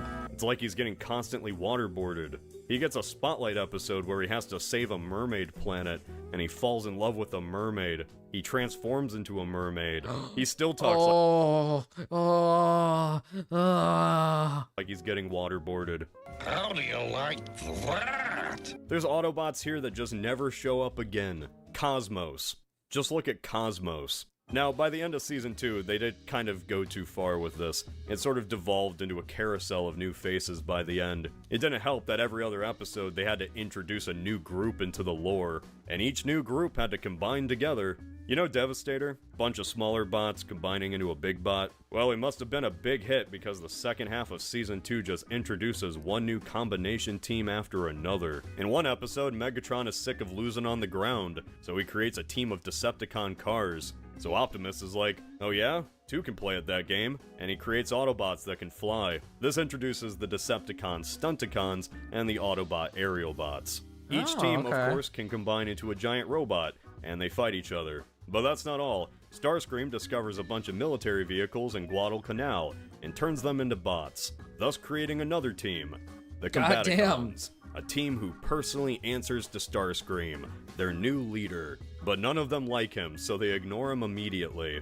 You're the idiot, Starscream! Imagine literally creating new friends, giving them life, and they just hate you. What a sad existence this man leads. They also combine into a giant robot. They almost take over Cybertron. So in the span of like 9 episodes, we get introduced to the following characters: Motormaster, Dragstrip, Dead End, Breakdown, Wild Rider, Menasor, Silverbolt, Air Raid, Fireflight, Skydive, Slingshot, Superion, Onslaught, Brawl, Blastoff, Swindle, Vortex, and finally, Bruticus. A lot of... I mean, I'm amazed they're able to come up with so many different names for these things. And designs. It's pretty impressive. Each combination bot is basically a new character, so I counted them too. Remember, kids, to collect them all. Bye, bye, bye. Catch 'em all, gotta catch 'em all! Gotta catch 'em all, gotta catch 'em all! By the end of Season 2, battles which used to be 2 teams battling it out kind of became 2 sides sending their giant robots after each other. There were now factions within factions, sub-leaders to the main leaders.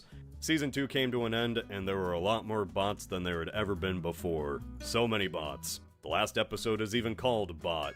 It's about some kid's science project that gets the soul of a Combaticon, starts running amok. The Autobots have to stop it. Some absolute filler waste of time. With that, Season 2 concludes with this scene. You guys wouldn't have any spare parts lying around that we could use, would you?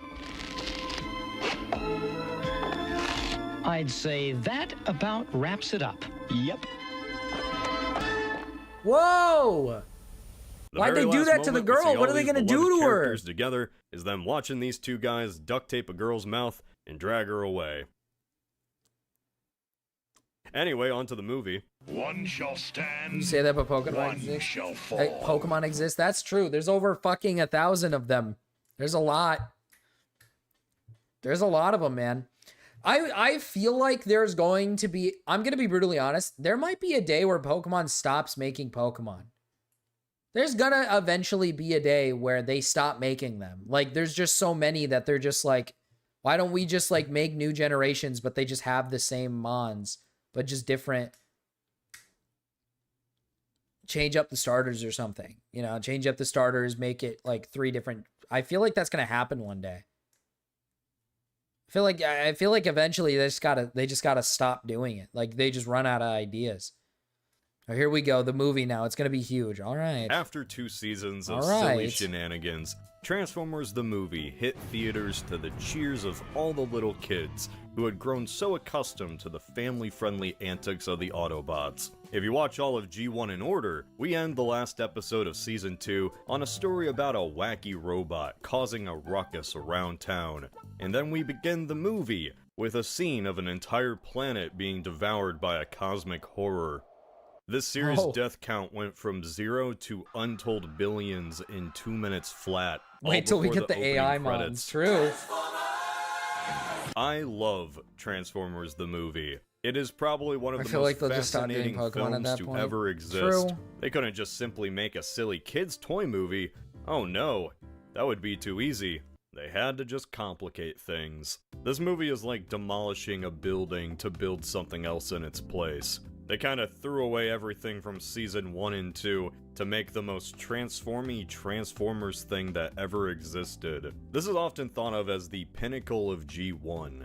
It's referenced on so many occasions throughout the series, and it probably will be until the end of time. It introduced concepts that would become fundamental to the franchise going forward. It's a movie that became the core memory for an entire generation of children, both for good and bad. And it's a movie that I can say with 100% certainty we will never see the likes of ever again.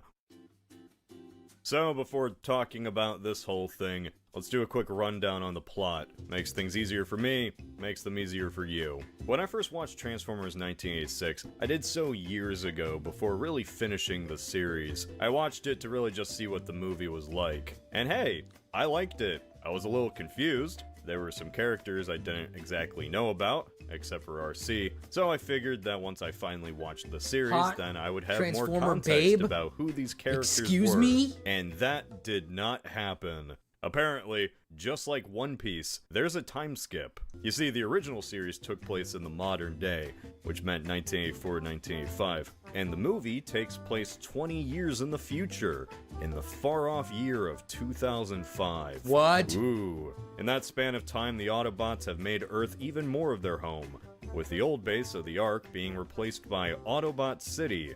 And yeah, Autobot City does turn into a giant robot, we'll get to that. With the time skip, we have a few new faces. And some old faces. Ironhide still hates the Decepticons with all his might. The Decepticons are still up to their silly tricks. Megatron learns Optimus's plans and decides to take action, attacking a ship inbound for Autobot City. This begins our first fight of the movie. Ironhide, Ratchet, Prowl, and Brawn now got a scrap with the Decepticons. I'm sure they'll handle them easily.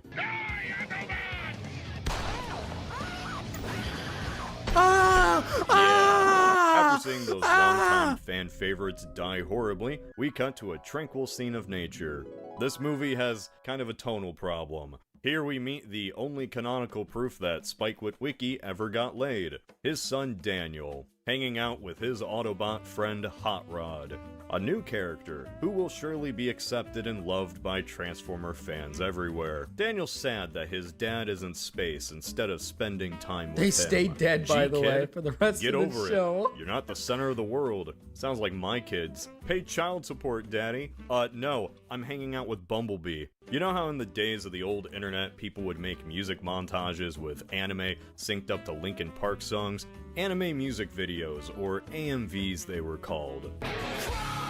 Well, Transformers 1986 has a lot of those.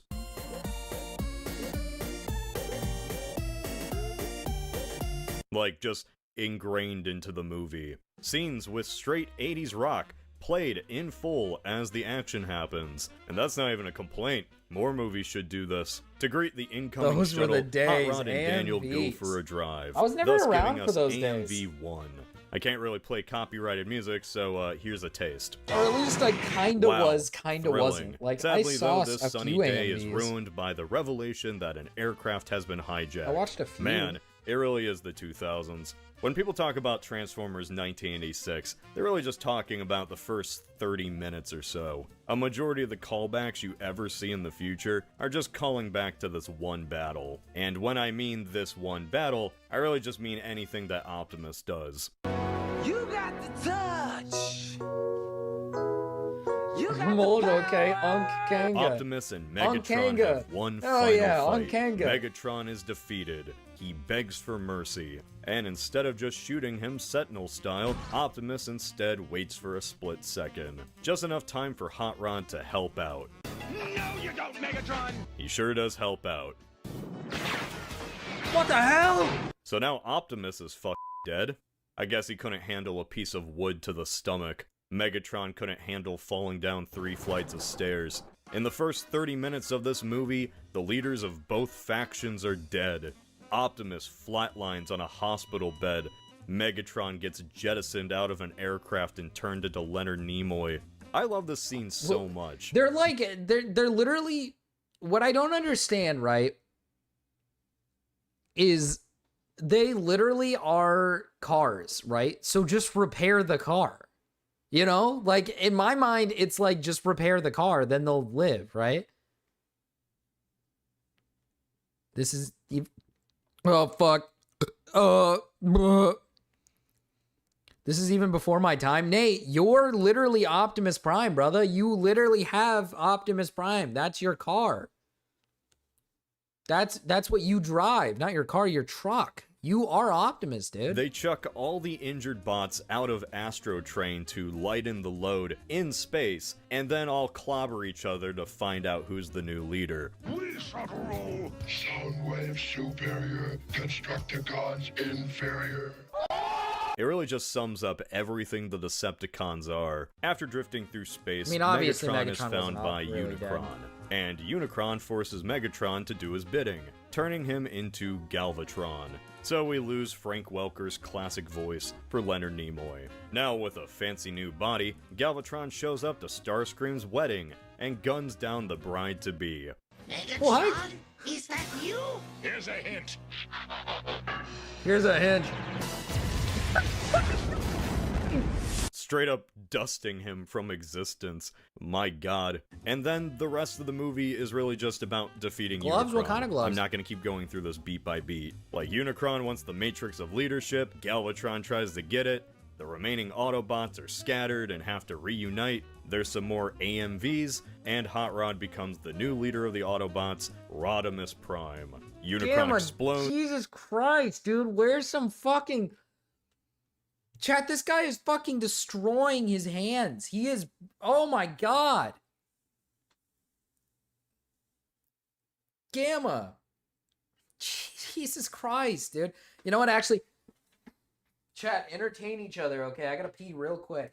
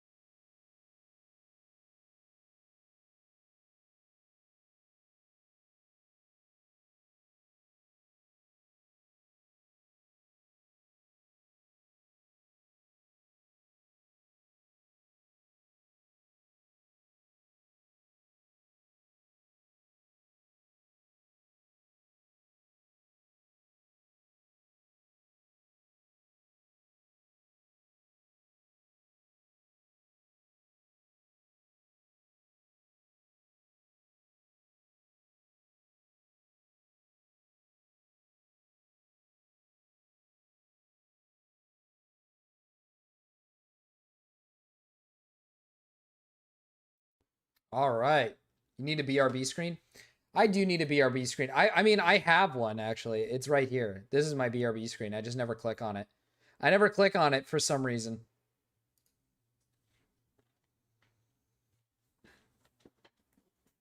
Oh, I had to piss, bro. I had to piss so bad. Rodimus Prime is kind of a gay name. Yeah, it kind of sounds like the name of a guy who's like gonna get like railed in his ass. Chad, it's weird. My hair's growing back.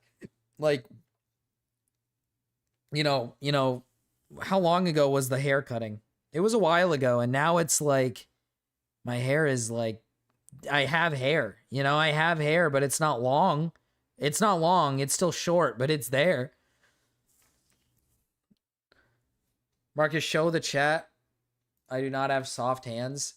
Chat, he needs to... Dude, oh my god, man. Your bag is bloody. Put some fucking...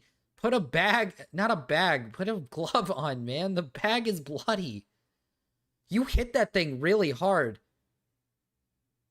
I wouldn't hit it that hard. I'm not that bald, man. Rub it in my face, why don't you? I'm sorry, Big Aaron. I want food. Food. I'm on 1% on my phone trying to grab my charger. How's your hair doing? It's growing. It's growing. My hair is like dark now. You see, Chad, I have photo bleaching. And if you don't know what photo bleaching is, it's when your hair looks lighter or gets lighter in like sunlight. So a lot of people think I'm blonde. I'm not blonde. I'm very, I have brown hair. My hair is brown, dark brown. So like it's grown back and it is dark brown. Like I've got some dark brown hair. But I have photo bleaching, so in the sunlight, when it's longer and it actually is fully grown, it looks a lot lighter. We need an updated hair pic. I am not taking a picture of this hair, bro. I ain't taking a picture of this hair, bro. It looks goofy. I look fucking weird. I don't like it. I need it to grow a little bit more, man. You know what it's really good for, though? You know what it's really... It's kind of annoying that it photo bleaches, yeah, because it's... I like having brown hair. I don't really like it when it looks blondish. It's good that I shaved my hair, to be honest with you, because you don't really need to like soap. You don't really need to use soap in your hair because there's no hair to clean. There's really like no hair to clean. So I don't have to do it as often, which is keeping it very which is keeping it like oily, which is good for the hair. You're supposed to like let the oils in your hair, like you're supposed to let it happen. You're supposed to let that shit, do its thing. So it's kind of good that I did it because I don't use soap as much because there's just not hair there. There's just barely any hair.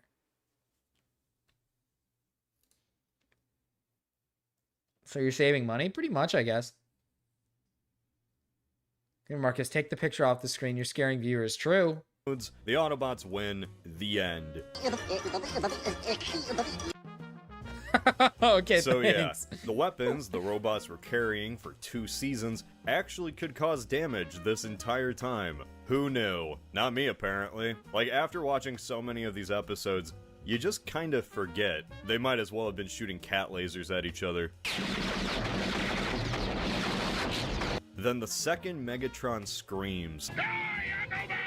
It's like ice water getting splashed in your face. Children entered those theaters in 1986 and walked out as men, forged by the fires of watching Ironhide explode. Canonically, this was the end of G1 Ironhide, and Ratchet, and Brawn, I'm trying to think of a movie... Windcharger, and... I'm trying to think of a movie series that I watched that, like, it's like traumatizing shit where it's just like characters dying.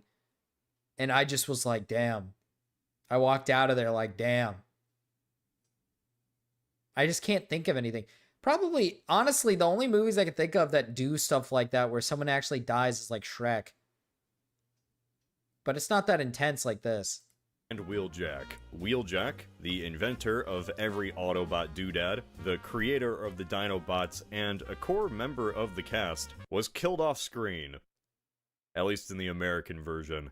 Yeah, Wheeljack survived in the Japanese series. Like, he just came back for some reason. Wait, I knew some of you were in going the to Japanese series? You were going to type that comment with your grimy fingers. And then there's Ironhide, the character who survived fighting the Decepticons through thick and thin, and he's taken out with a single shot. These were characters that had entire episodes where they were the major focus. Like that episode where Ironhide retired because Big factor is that the advertising of the movie never mentioned the bots dying, so kids had no idea. Damn, they're tugging at the heartstrings. That's so unfortunate, man. Making kids sad, dude. What the hell? That's kind of fucked up, man. That's a little fucked. He was good enough anymore. I'm retiring from active service, Prime. Very well, if you feel that strongly about it. And now he's just dead. Oops.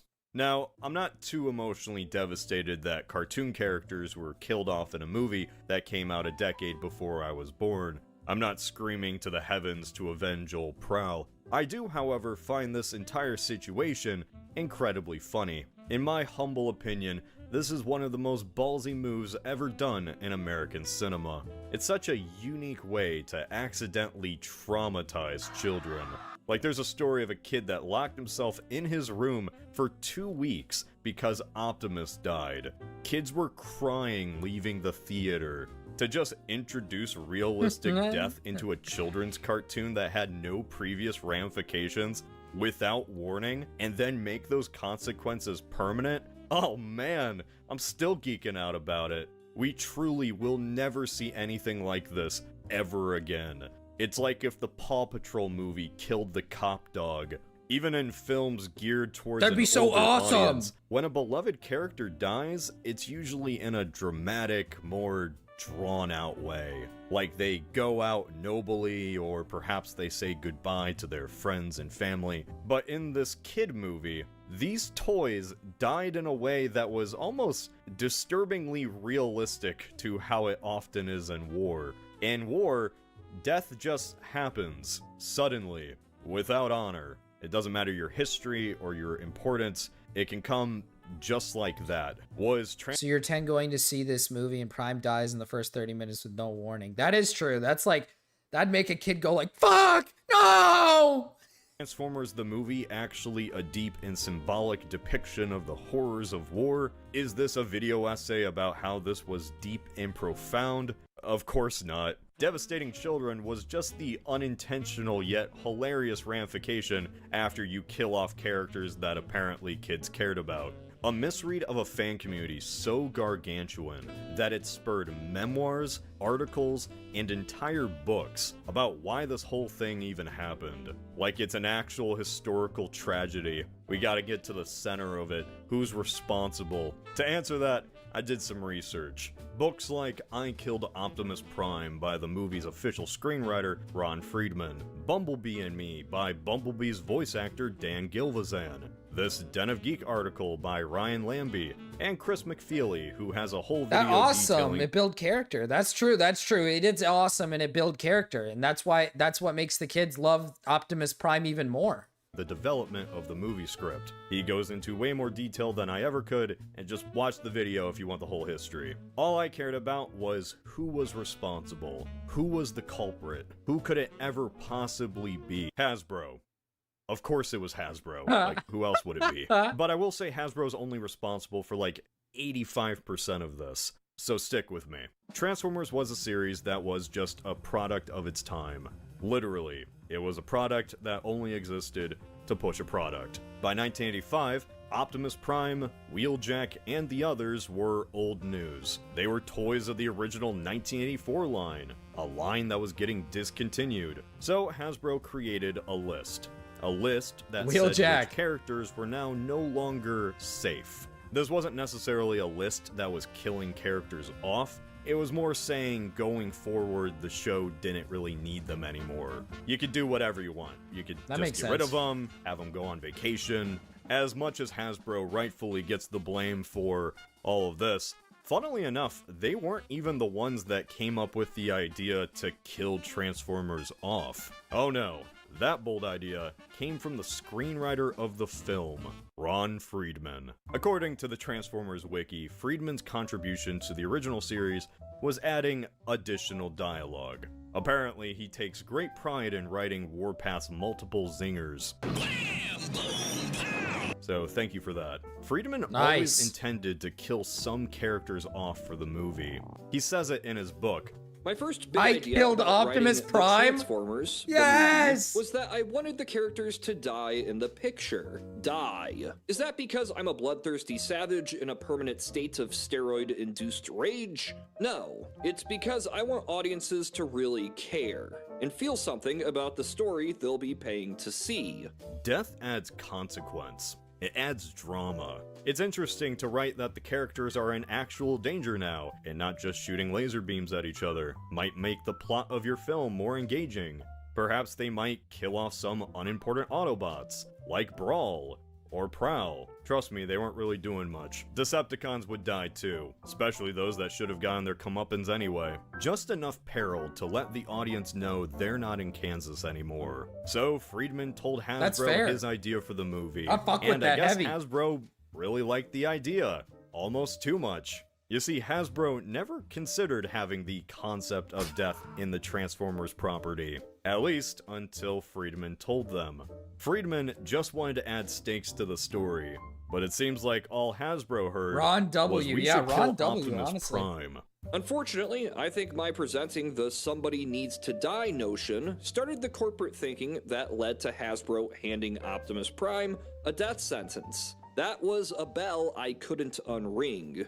But the last thing I wanted to do was kill Optimus Prime. What was Hasbro's original plan for these toys? We'll never know. Perhaps Optimus would have just walked into the sunset, passed the torch to someone else. Was it Friedman's suggestion that made them realize they could go out with more of a bang? I don't know. In a way, just like the title of his book says, Friedman did kill Optimus Prime. It was just on accident. Also, side note, this book is completely fucking insane. Half of it is written in all caps, like he just left cap locks on. It reads more like a Facebook rant, if anything. He even has an entire chapter, which is a fake interview between him and Optimus Prime, and it just deteriorates into Optimus talking about where he was during World War II. What the f- Dude, is this guy okay? What's going on in his head? What's wrong with this guy? He's having schizo, like, fucking conversations with himself. Am I reading?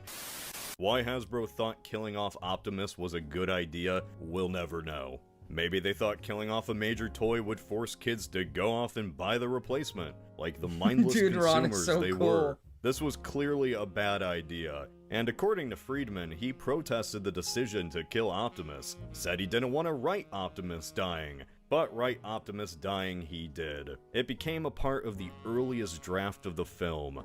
It was quite the controversial idea. But not everyone was dragged along kicking and screaming, which leads us to our third culprit, apathy, the greatest sin of all. One thing I love learning about G1's development is really how, at the end of the day, this was just a job for people. Writers got bills to pay, man. That shitty apartment in San Bernardino isn't gonna rent itself. Things that nerds care about, like consistency, or lore, or story blunders, was not at the top of anyone's priority. They took pride in their work, sure, but if the decision was made by Hasbro to kill Optimus Prime, well, you're gonna kill Optimus Prime. You wouldn't have to worry about man-children dissecting your creative decisions on the internet for a few more decades. Despite getting sole credit as writer for the movie, Friedman wasn't the only contributor to this film. There were a lot of writers, apparently, more than were even credited, but the one who was the biggest voice was Flint Dille. Flint Dille was credited as story consultant on the movie. His job was more fleshing out the second draft of the screenplay Friedman had already made, and collaborating with others until we got the final product. Interesting Dille name. Just wanted to get the I fuck with that name, Flint Dille. Job done. A fact he openly jokes about today. It was a different time. This was a show for children. A fan's greatest input to the writers would be the single digit they contributed to the Nielsen ratings. So when Dilly had gotten the script that killed Optimus off, he just went with it. Who cares? You should have seen the stuff they cut out of the movie. What we got was tame. In the original storyboards, Brawn got split in half after getting shot. Ultra Magnus was going to be drawn and quartered. Dilly was gonna end the movie with, quote, the charge of the Light Brigade, where the entire 1984 line would die off in a single final push, leaving only the new toys being the ones left alive. These guys were kind of just writing action that they thought would be interesting, regardless of whether children were going to be watching it or not. They were going all out, and I'm gonna be honest, I love that. They just made what they thought would be cool, and Hasbro certainly didn't understand what they were doing. The idea that kids would think of these toys as alive characters was not really considered by Hasbro, because that never really existed before. Or at least if kids were attached to some cartoon characters, they weren't gunned down right in front of them. Imagine if the Smurfs had been carpet bombed as a finale. Probably wouldn't have gone over too well with ages 7 and under. This was a TV show that was— But it's awesome. But it's awesome. Listen. There ain't nothing wrong with making a kids movie and then having some random traumatizing bit where like there's like a death for no reason and it's like a movie for like kids. You know, there's nothing wrong with it. Honestly, it's like Pokemon. When you watch the Pokemon movie, it's like Ash fucking dies. I'm sure kids were like, "What the fuck? What the fuck?" It was awesome. It's fucking awesome. Able to finally leave TV restrictions. In a way, G1 was finally able to show what it was always supposed to be, even if it kind of retconned the canon of the show. Here's the thing about introducing death into G1 Transformers. The last 2 seasons kind of now make— Yeah, but Ash came back. Well, Optimus is back. He's still alive, right?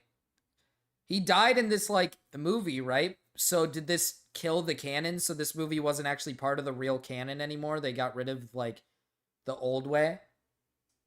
Ash is dead? No, Ash died in the first movie, but he got brought back. Because of Pikachu's tears or something? Or was it because of Mewtwo? He dies in the first movie. Absolutely no sense. Wow, what a shock. The cartoon that had cowboys coming out of a time portal has inconsistencies, mind-blowing information. Think about every battle, every fight, every exchange of gunfire. 0 casualties. Lasers just bounce off. Explosions do nothing. This is how things were for 40-ish episodes. Then we get to the movie, and a single laser beam is fatal. It's such a drastic change. It kind of forces me to ask a question. Did any of this actually happen? Like— And also, I'm pretty sure— Hi, Nox. And I'm also pretty sure Ash dies again in a newer movie. But then Marshtomp or whatever is able to reverse time or something. Or someone's able to, like, reverse time or give, like, something happens. I think he dies again in another movie. Like in the canon, did Megatron fall down a hill, Yeah, I'm pretty sure it's get Mewtwo lit up brings by him back. Optimus, and then run away? What about that time Laserbeak literally The shot Tears of the inside Pokemon? Optimus, Okay, the Tears of the and he Pokemon. exploded, but still managed to survive?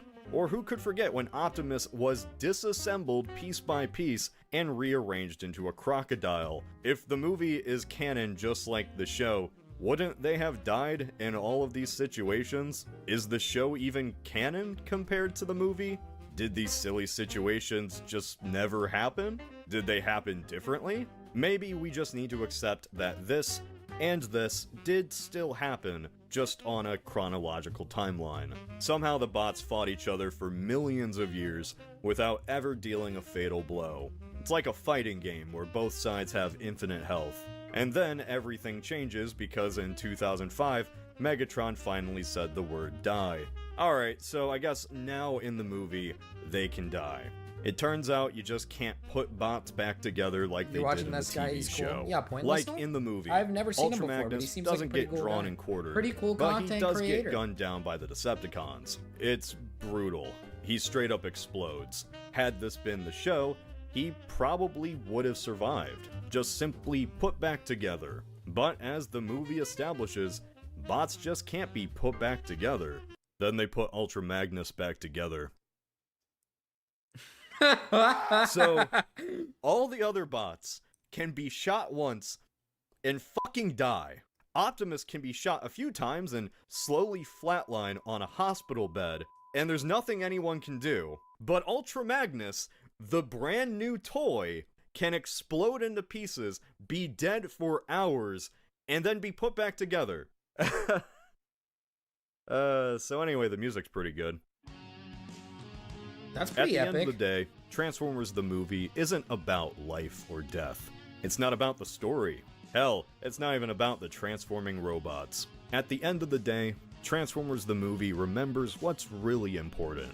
Killer 80s rock ballads. Have they ever... That's not a joke. They put more... Have they ever, like, established what it would be like if a human fell in love with a robot, with, like, one of these guys? More effort into the soundtrack than the actual story. Preparing this us for the movie is like post-truth Halo society. 3, where 80% of the plot is carried by the music. That's a compliment. I've seen some complain that Transformers the movie is bad because it's just a music video. But to me, that's like complaining that a pizza is covered in cheese and baked in an oven. Yeah, that's why I like it. I even like Dare to Be Stupid. You can't change my opinion on this. I like that Weird Al is in this movie. You have nothing. See, I just want to know what it. To threaten I me just with. want to know what it feels Music like. is such a core aspect to this film. It's Two-song rip, Zach. Because how do I Dalawang show song rip, Zach. Thank you for the $2, Big Aaron. 2-song rip, Zach. Rip Zach, man. Zach's passed away, YouTube man. would kill me. The original series didn't have the best animation. It was working with a cartoon TV budget in the 80s. What'd you expect? It's honestly a miracle if colors were even in the right place. I'm being reminded I don't of think Abby's there's a single Labubu episode song. without an animation error. A lot of times characters are speaking with the wrong voices. Sometimes animation cells just disappear. Things are drawn poorly or just look wonky. It has a certain level of jank you just come to appreciate over time. Like a 95 Chevy Silverado on its last legs. Who animated this? Ah, that makes sense. Yeah, the first 2 seasons of Transformers were animated by Toei. The same Toei that animated Dragon Ball, One Piece, and who could forget? You see, back in the 80s, Toei animated some American cartoons, like G.I. Joe and TMNT. Before Americans began outsourcing animation to Korea, they used Japan instead. This lasted for like a decade until Toei just gave up on doing Western properties. Guess they found something more profitable. Thing is though, Toei wasn't the only studio for Season 2. For what I'm assuming was budget and scheduling reasons, some episodes were done by other studios. A few we know were done by a Korean studio, but other episodes are completely uncredited. We have no idea who animated these. Some episodes were done by a mysterious studio just lost to time. Judging by the dip in quality, it was probably some budget studio overseas that could just whip these things out It's before just some the guy deadline, in his room, resulting in far more animation mistakes than usual, and sometimes just downright broken episodes. Really, even under Toei, the animation was stretched to its limits. Season 2 was 49 episodes between September 1985 and January 1986. That is insane. Most network sitcoms don't even do that. Today, there's a whole discussion about the working conditions for animators, especially in Japan and Korea. But back then, there was just no consideration. I cannot imagine what it was like. God, those poor animators must have been expended faster than your average Imperial Guardsman. Yeah, I was gonna say, you'd probably have to you'd have to get an episode done in like a day or two with 49 episodes in the span of just, because September, October, November, December, January, 5 months? Span of 5 months and almost 50 episodes? Damn. Making them work. Sure, Toei might not have been working on every single episode for Season 2, but at the same time, they were still animating the Transformers movie. Yeah, they were doing the movie as despite well. the crunch and the insane production schedule, I have to say, they knocked it out of the park. Transformers the movie looks incredible. It's probably the greatest jump in quality from a TV show to film, Transformers the movie was such a leap in quality, though, that this is what people think of when they think of G1. The bold color choices, the simple robot designs that are still animated fluidly. Hell, just Unicron himself. I wouldn't wish animating Unicron on my own worst enemy. He was already a pain to draw for this dumb video because of that dumb ring. I can't imagine them doing this shot of him flying past the camera. No wonder they use it twice. I just appreciate... You know damn well the animators, the people who had to work to animate this, were working overtime and they were not making extra money, bro. You know damn well they were making nothing. They were making them work 80 hours a week and they were getting paid minimum wage. The level of work that went into a film that was ultimately about Orson Welles devouring an entire planet. Orson Welles, filmmaking legend, director and writer of quote-unquote the greatest film of all time, Citizen Kane. He gaslit an entire nation into thinking aliens were attacking, and his work has gone on to inspire generations. Also, his very last role was voicing a Transformer. Or at least it was a second to last according to IMDb. I don't give a shit. He died like a week later after voicing Unicron. That's what I'm getting at. Goddamn. Summoned you here for a purpose. Nobody summons Megatron. Then it pleases me to be the first. This man born during the First World War, who made a movie critiquing William Randolph Hearst, the father of yellow journalism, a man who is said to have created the first modern film, voiced the giant planet in Transformers the movie. How the hell did they manage to get Orson Welles? Quite easily, it seems. You see, Orson Welles desperately needed money. Near the end of his life, he was like hundreds of thousands of dollars in debt. By the 80s, the creator of the greatest film of all time was morbidly obese and doing commercial voice readings just to pay for the groceries. That's according to his own biography. There's rumors that Welles was bitter about doing voice work for a toy commercial. But according to actor and former friend of Welles, Peter Bogdanovich, in a Reddit AMA, 10 years ago by the way, Welles apparently wasn't bitter at all. I don't think he cared. It was literally one morning of voice work. That was it. I spent more time voicing this video than Welles spent voicing Unicron. The man was doing wine commercials, for God's sakes. Oh yeah, it's the guy who fucking was trying to do it drunk, right? Because he had to take sips of the alcohol or something, and every time they took, he was starting to get drunk or something. French champagne. I think a major role in a movie was a step up. You know what I did this morning? I played the voice of a toy. Some terrible robot toys from Japan that change from one thing to another. The Japanese have funded a full-length animated cartoon about the doings of these toys, which is all bad outer space stuff. I play a planet. I menace somebody called something or other. Then I'm destroyed. I plan to destroy whomever it is thwarted, and I tear myself apart on the screen. That was in the epilogue of his biography. The epilogue of the Orson Welles story. So he doesn't even know what he's playing as. He's just like, I play as a big, scary robot that's evil. Is him telling his biographer that he played Unicron. Now, you shall witness its dismemberment. It's kind of crazy. Every single interview regarding people who have worked with Orson Welles is just them joking about how fat he was. Ron Friedman in his book called him the size of a planet. Voice director Michael McConaughey said the irony of Welles playing a planet-sized eating machine wasn't lost on anyone. If I did voice work and the last people I worked with shit-talked me afterward, I'd reincarnate as Unicron and devour Hollywood myself. Oh yeah, Unicron. What is there to say? Unicron is Unicron. He's really not much of a character. He's just a force of nature that wants the film's MacGuffin. I'd say one of the things the movie kind of fails at is this sense of scale for Unicron. That's kind of true in fashion for the whole series. Scale goes all over the place. It's really bad. And here is no different. His size changes a lot. Like, Unicron's the size of an entire planet, right?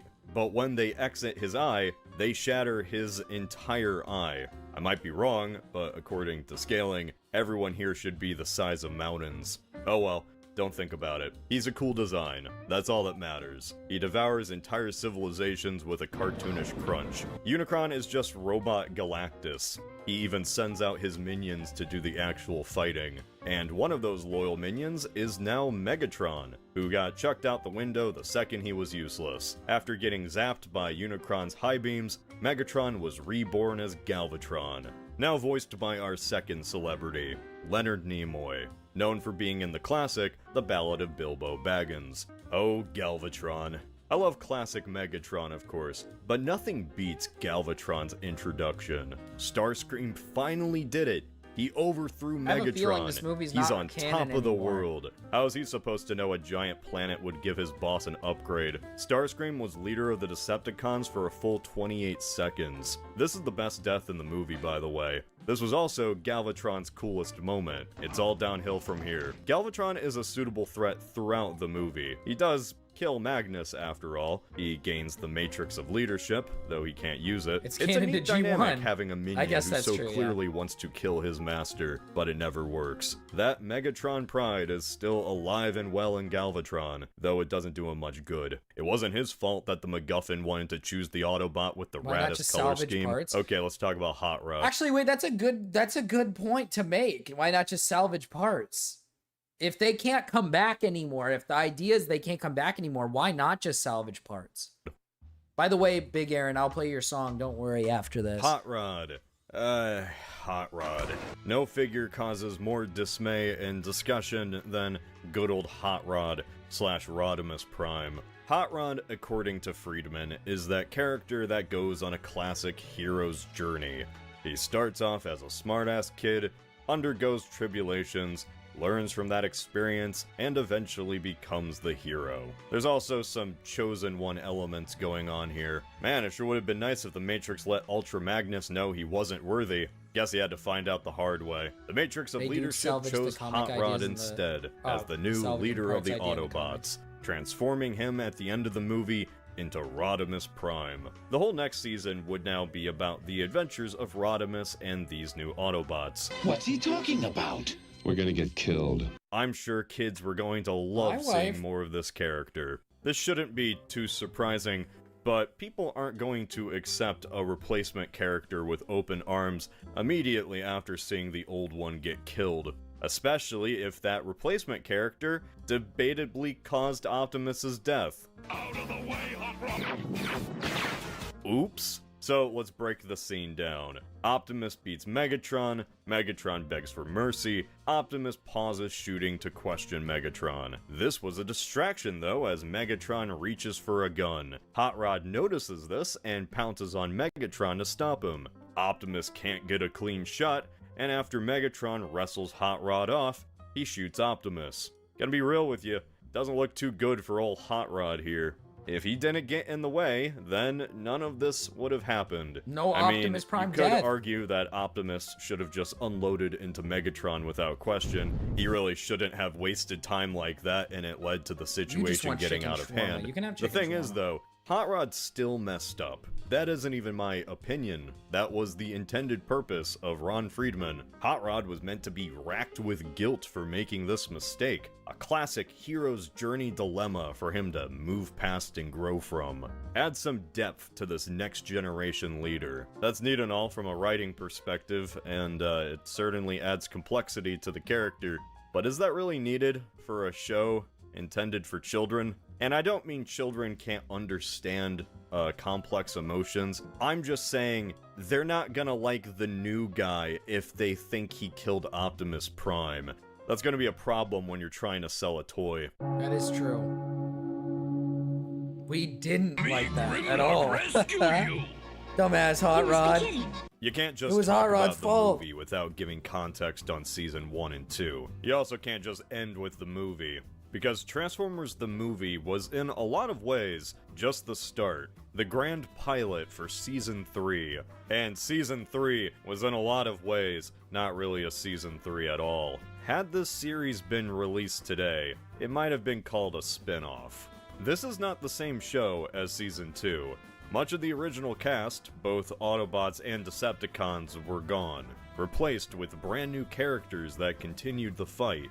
Whatever storyline existed in those first 2 seasons ended with the movie. Optimus and Megatron were dead. The Decepticons lost the war. So, Season 3 begins with not only a 20-year time skip, but an entirely new status quo, with the Autobots fully in control of Cybertron.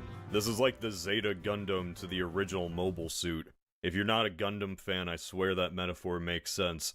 Basically, some familiar faces are still here, Char is mucking about, Season 3 but everything sucks is so different. much. There's Oh. a time skip where our brown-haired protagonist has become a family man. Dude, and also, they're like in the half future. episodes are in space.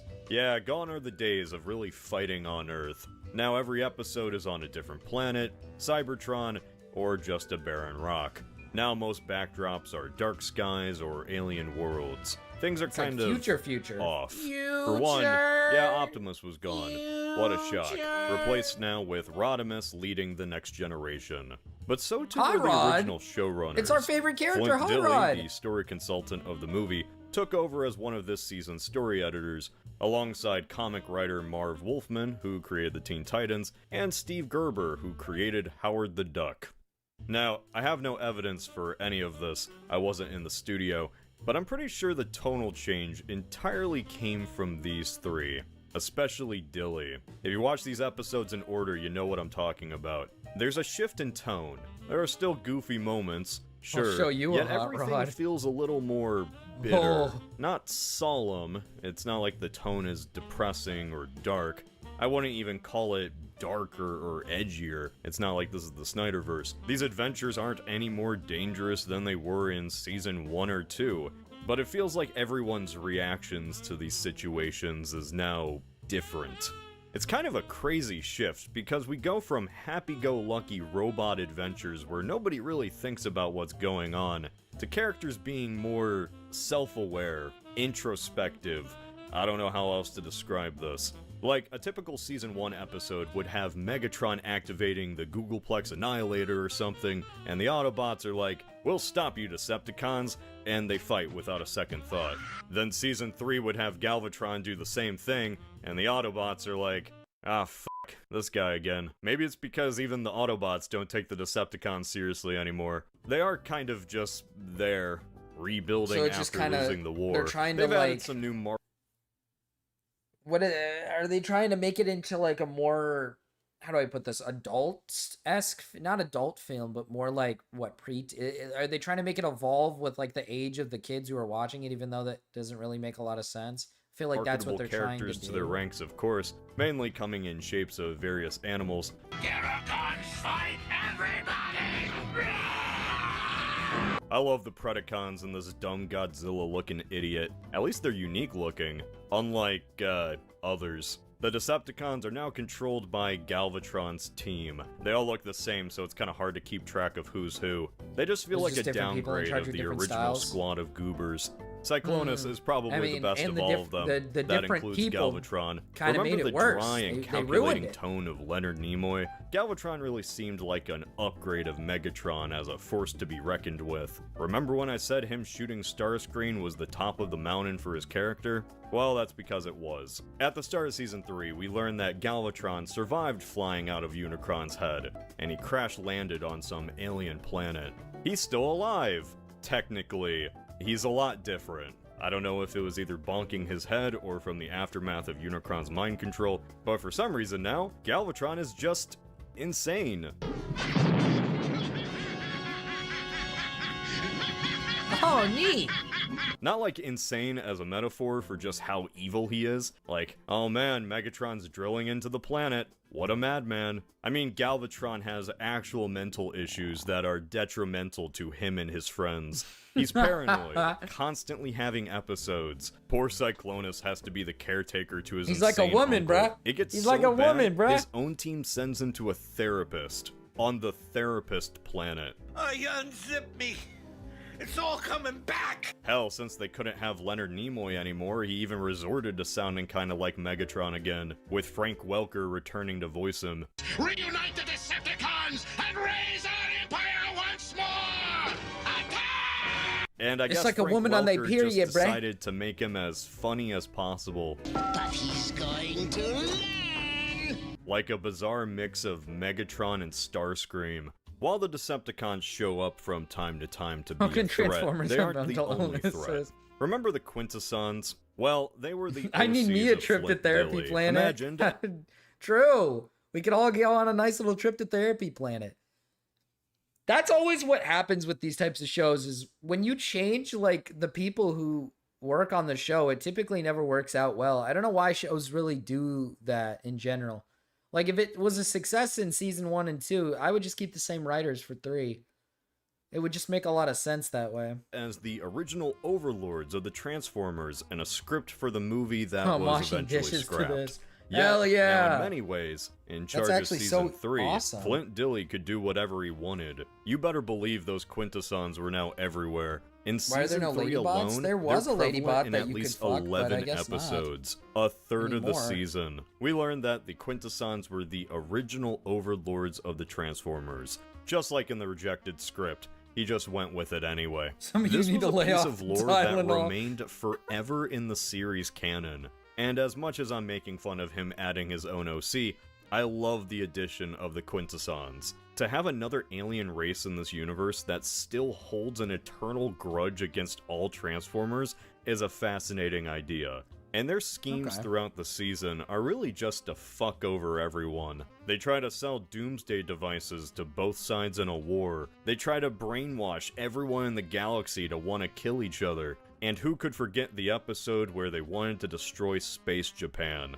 Yeah, there's Space Japan, don't worry about it. Yeah, she was pretty bad, Really, Jimbo, the I ain't gonna lie. Quintessons, or Quints, as everyone calls them as an actual in-universe slur, are just behind everything.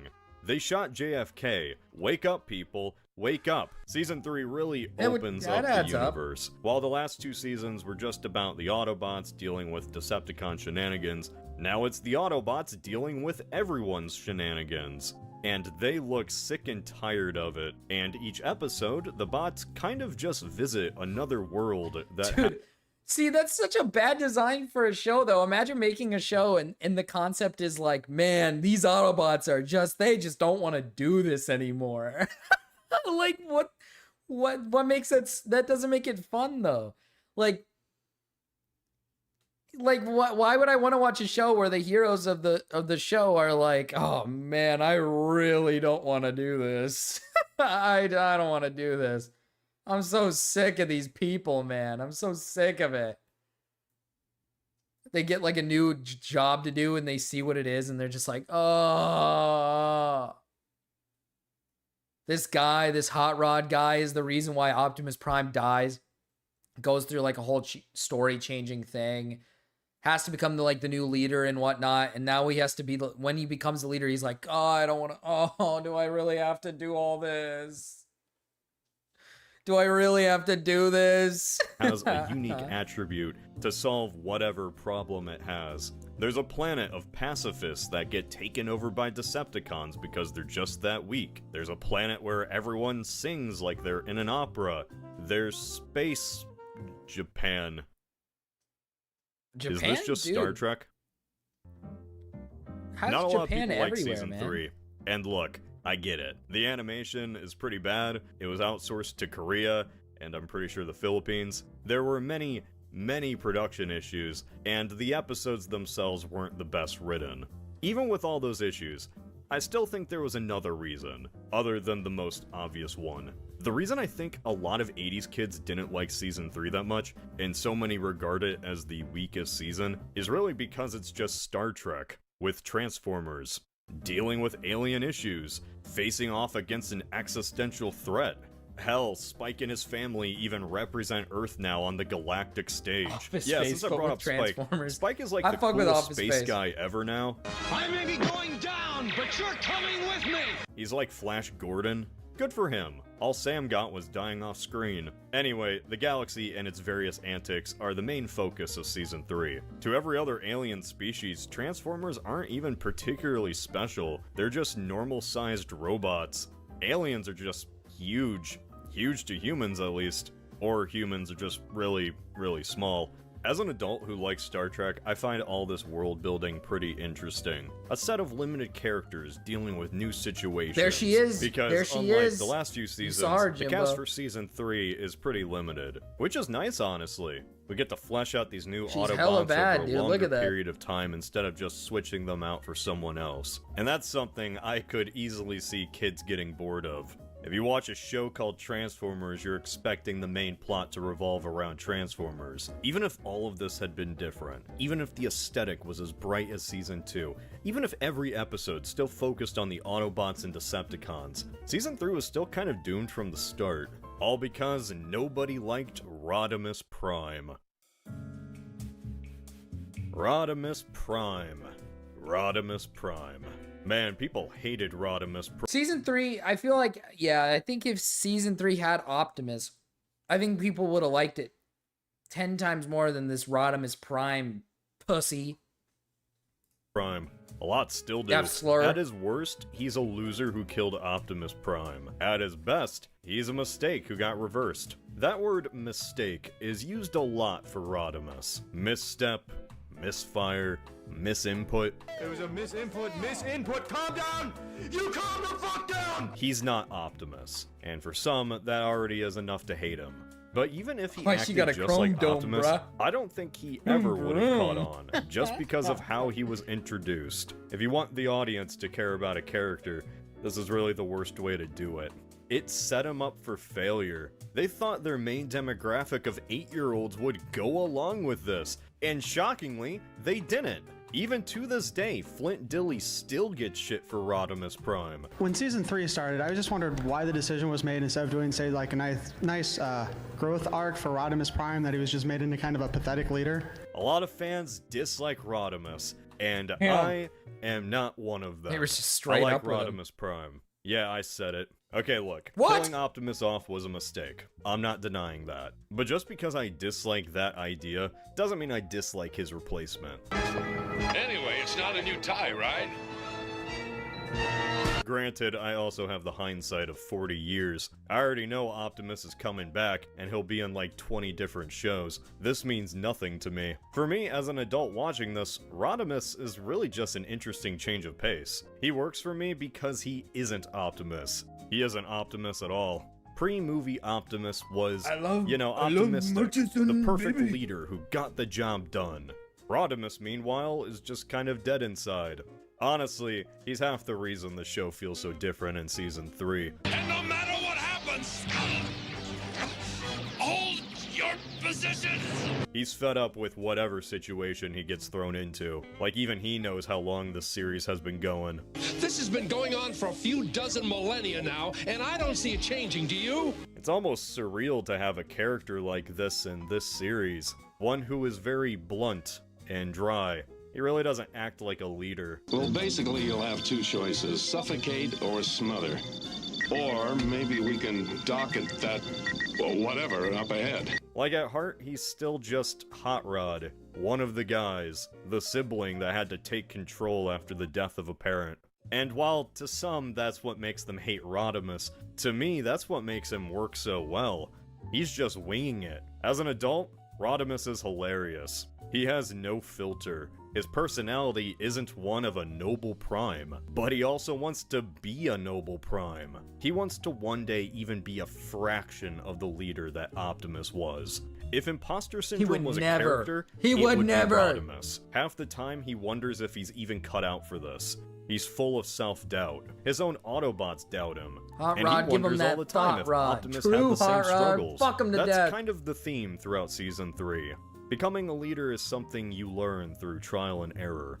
Not everyone is perfect with it at first. Not even Optimus, as we come to Can't learn. wait for the With Ice each Spice episode, though, Rodimus learns a little more. Leaning on his small group of friends for Decepticon with a advice. with a Hell, if we massive want to go fatty, back to the bruh. Star Trek analogy, Rodimus is really just Captain Kirk. Despite the popular idea that Kirk is just this funny womanizer, or basically just William Shatner, Kirk in the original series had a lot of contemplative and stressful moments. He knew that the lives of his crew hung in the balance from his decisions. He'd often heed the advice of others like Spock or McCoy. And really, now that I think about it, Cup is basically Rodimus's McCoy. Rodimus has a surprisingly complex and subtle character for an 80s cartoon. Almost too subtle. Like, as an adult, I get where they're going with him, but to a kid, all they see is a leader who isn't Optimus, and all he does is complain. So he's just a worse Optimus. Maybe one day he would have been like Optimus, but that day would never come. Rodimus really was just doomed from the start. The way Optimus was killed disappointed kids and pissed off parents. Hasbro was flooded with letters after the movie's release. Angry parents telling them how much the movie upset their child. By the time of season 3, those Hasbro execs Had to let out a burp realized for you how guys. much they fucked up. They killed their golden There we goose. go. There was truly only one thing they could do to satiate an angry audience. They had to bring Optimus back. As you do. The return So of Optimus spoilers, Prime. Optimus comes back. Comes back as a zombie, that is. His disheveled corpse freaking out both characters on screen and the children at home. Just like they Oh. didn't know how much So, Optimus dying an even would worse devastate idea. children. According to interviews from the team, they didn't realize how much bringing him back as a zombie would rub salt into the wound. But is this really the end of Optimus Prime? Find out in tomorrow's exciting episode, The Return of Optimus So they decided Prime. to scare They children. said in the 8th episode that he was coming back, and then he didn't until the end of the season. At a certain point, I'm wondering if they're just messing with kids for fun. I wonder if little Timmy cried in his room for 2 more weeks. By the end of season 3, they finally bring Optimus back to life. How did they get his body after it apparently exploded in the middle of space during the zombie episode? He's back, okay? You little snot-nosed brats got what you wanted. Optimus retakes the matrix of leadership, becomes the leader of the Autobots again, and everyone just moves on like nothing ever happened. Like that episode with Principal Skinner we all just ignore. You know the one.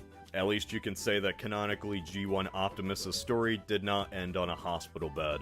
Good way to wrap up the series on a positive note. Now they can go off and do dumb headmaster shit. At the same time, and this feels dumb to say, I kind of feel bad for Rodimus.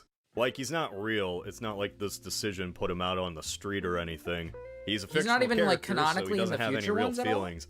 I guess in the show, he was actually kind of excited to stop being a Prime. He was more than happy to give up the Matrix, actually. Turns out he really just wanted to go back to being Hot Rod. It's all kind of weird in retrospect. So many episodes were about Rodimus not feeling like he was up to the task. Whole plot lines culminating in him becoming more of a leader. I guess in the end, he was right to self-doubt. He really never could have been as good of a Prime as Optimus. I guess he just really didn't even want the job. Props to the haters. It's kind of sad, in a way. This character that wondered if he was ever good enough just got it confirmed in the actual canon that he wasn't. This was a character arc I'm sure the writers never intended to character of actually Rodimus Prime backtrack. hardly They certainly appears in didn't future expect a Transformer barrage of projects. angry Okay. letters from parents. Optimus came back and struck Rodimus down, and I guess everyone cheered. He was really just a victim of strange executive decisions and odd writing choices. His character is forever cemented by the nearly franchise as permanently just a blacklisted. mistake. Something that had to Okay, be that's, corrected. As nice as it is that Optimus came back, making Rodimus an oops I that think he had to appears be 3 more corrected times in the really franchise. just Okay, weakened an okay. already weak season Or at least he 3, appears. cementing it as the I runt thought he of just gets G1. killed off. All those Not moments killed of off, but Rodimus just doubting completely. or learning from He was just some experience now side just character feel that showed up. useless, that like became waste main of character time. and He was never really showed up just again. keeping the seat warm until Optimus came back. Even then, I don't know if Optimus truly did come back. Like, he did literally come back to life in Season 3, but in my opinion, he doesn't feel like the same Optimus, like ever again. For the rest of the franchise, Optimus Prime changed after his death, both in how he was written and how he was perceived. You know the saying, you don't know what you have until it's gone? Well, what happens when that thing comes back? You cherish it more. Before his death, Optimus Prime was almost goofy, like a lot of Season 1 and 2. They weren't worried about putting Optimus in silly situations, making him look dumb. He would cheer just as stupidly as everyone else. He might get bamboozled by Megatron's obvious trick. He would race an obvious duplicate of himself just to prove to everyone else that he was the real Optimus. Like going faster would prove anything. He wasn't perfect. That's my point. He wasn't even that important, at least to Hasbro. That was, until he died.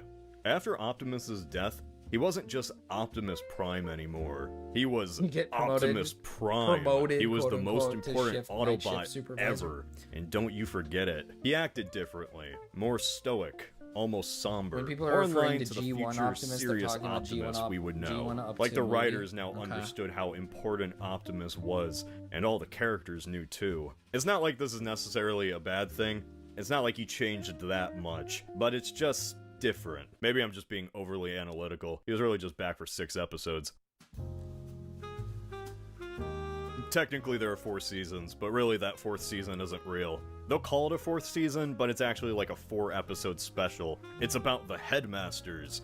Ooh. The Headmasters were pretty much Transformers' version of Mecha. It was a lot bigger in Japan. Now I want you to see this.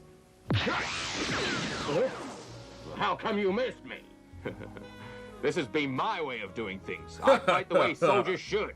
Japanese Transformers is a whole other thing. Wheeljack never died. Prowl's still alive.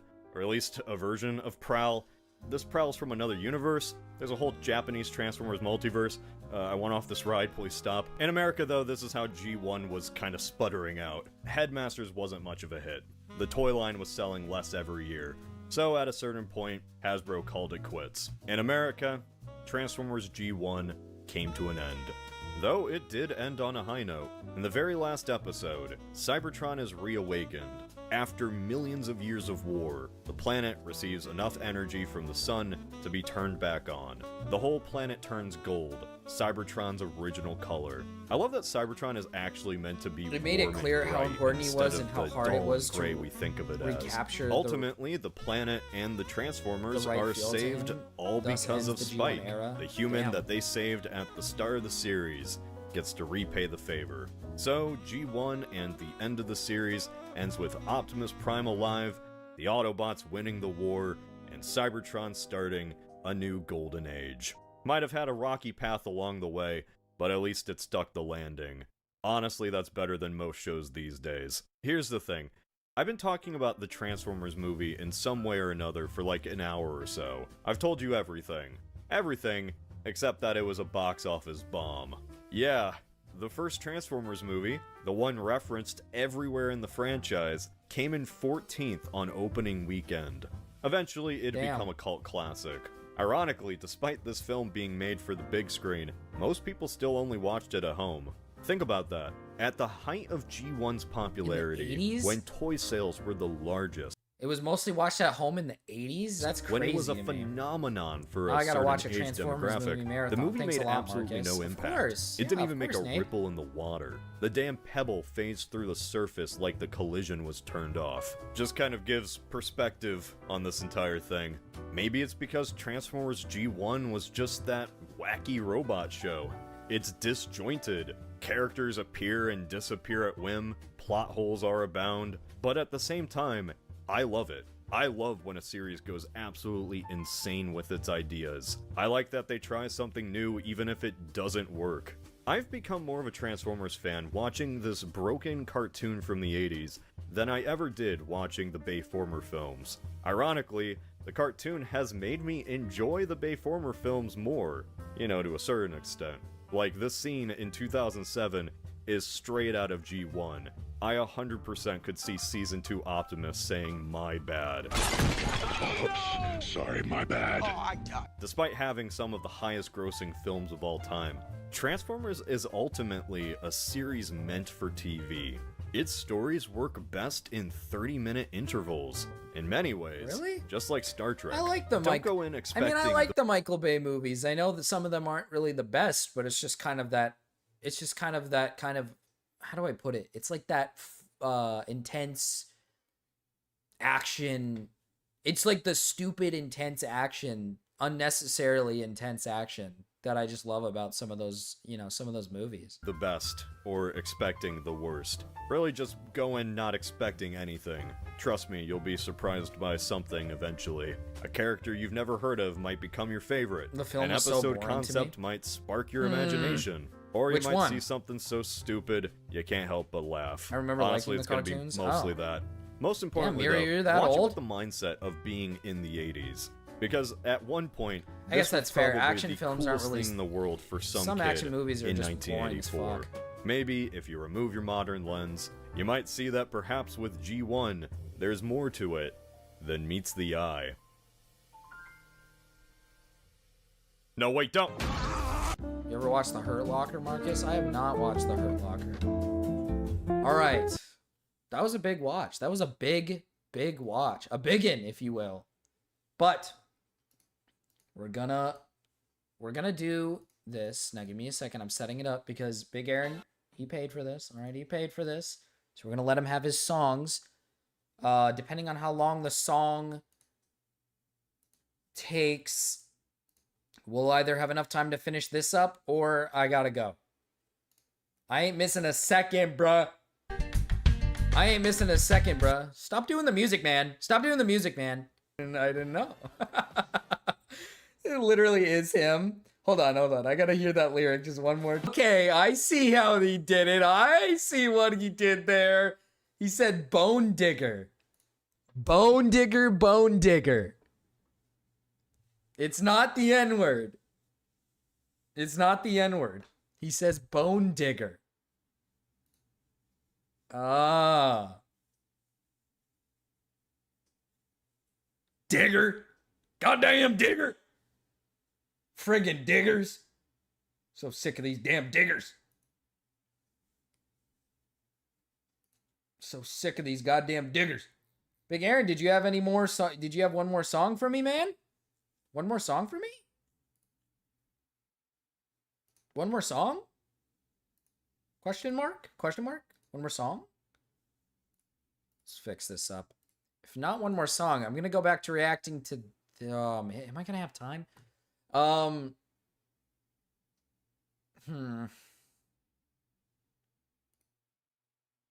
Actually, you know what? Yeah, Big Aaron still has one more song. We'll do one more song, and then I'm going to announce how we're going to do this October horror movie thing. So, do you guys kind of understand how... Does Gamma still do this? I think I remember Gamma would do, like, you pay for him to, like, watch a movie, and then essentially he would review it on stream. He'd do, like, a review the next day after watching it. The way I'm going to do it is it's going to be $2 to submit your movie. I'll let certain people have a free movie to suggest, but that's only if you are a paying member. All right. If you're a paying member, then you can have a free movie to suggest for the month. It's going to be 31 total movies. So once we hit 31, there's no more movies. So 31 total movies. Gamma hasn't done that in months. But what I'll do is I'll watch it on the night, and then I will review it for the next stream. I'll review the entire movie. I'll give it a rating, and then I'll put it on the tier list. But the problem is, at the end of the month, some movies might shift some of the other movies in the tier list. So we'll rearrange it once we get to the end of the month. But that's how it'll work. That's how we're going to structure it and set it up. It starts on October. It starts on October 1st. I know, like 3 horror movies. I'll allow thrillers. Thrillers are okay as long as the thriller has some element of horror. As long as the thriller has somewhat of an element of horror, like there's maybe a scary part in it, or maybe there's like deaths or killings or whatever that aren't just like action related. Like it's got to be a horror movie though. It's got to be like a horror movie. Because I feel like there's thrillers that aren't exactly like The Dark Knight is a thriller. I'm not gonna count that, but I know there are some thrillers that have some horror aspect to them. Like The Silence of the Lamb is considered a thriller. That's a horror. I would consider that a horror movie.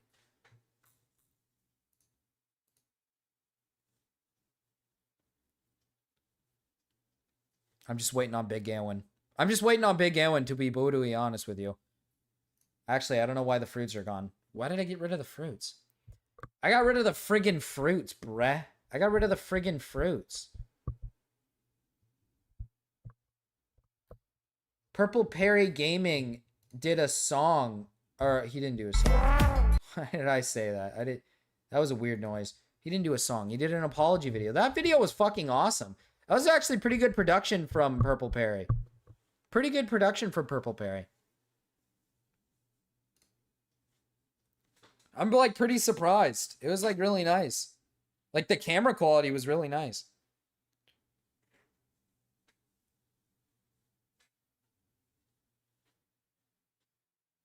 And the way I'll structure it as well is if you want to, like, let's say you donate like a random $10, or like if you donate, let's say you donate $10 for like a derail, that can count towards a movie. That can count towards a movie. Or if, let's say you want to give somebody else the opportunity to suggest a movie, you can do that as well. You can give it up to somebody else if you really feel like it.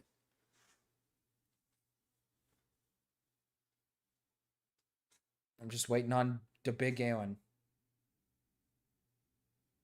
Oh, I can't sure. I'll do 3.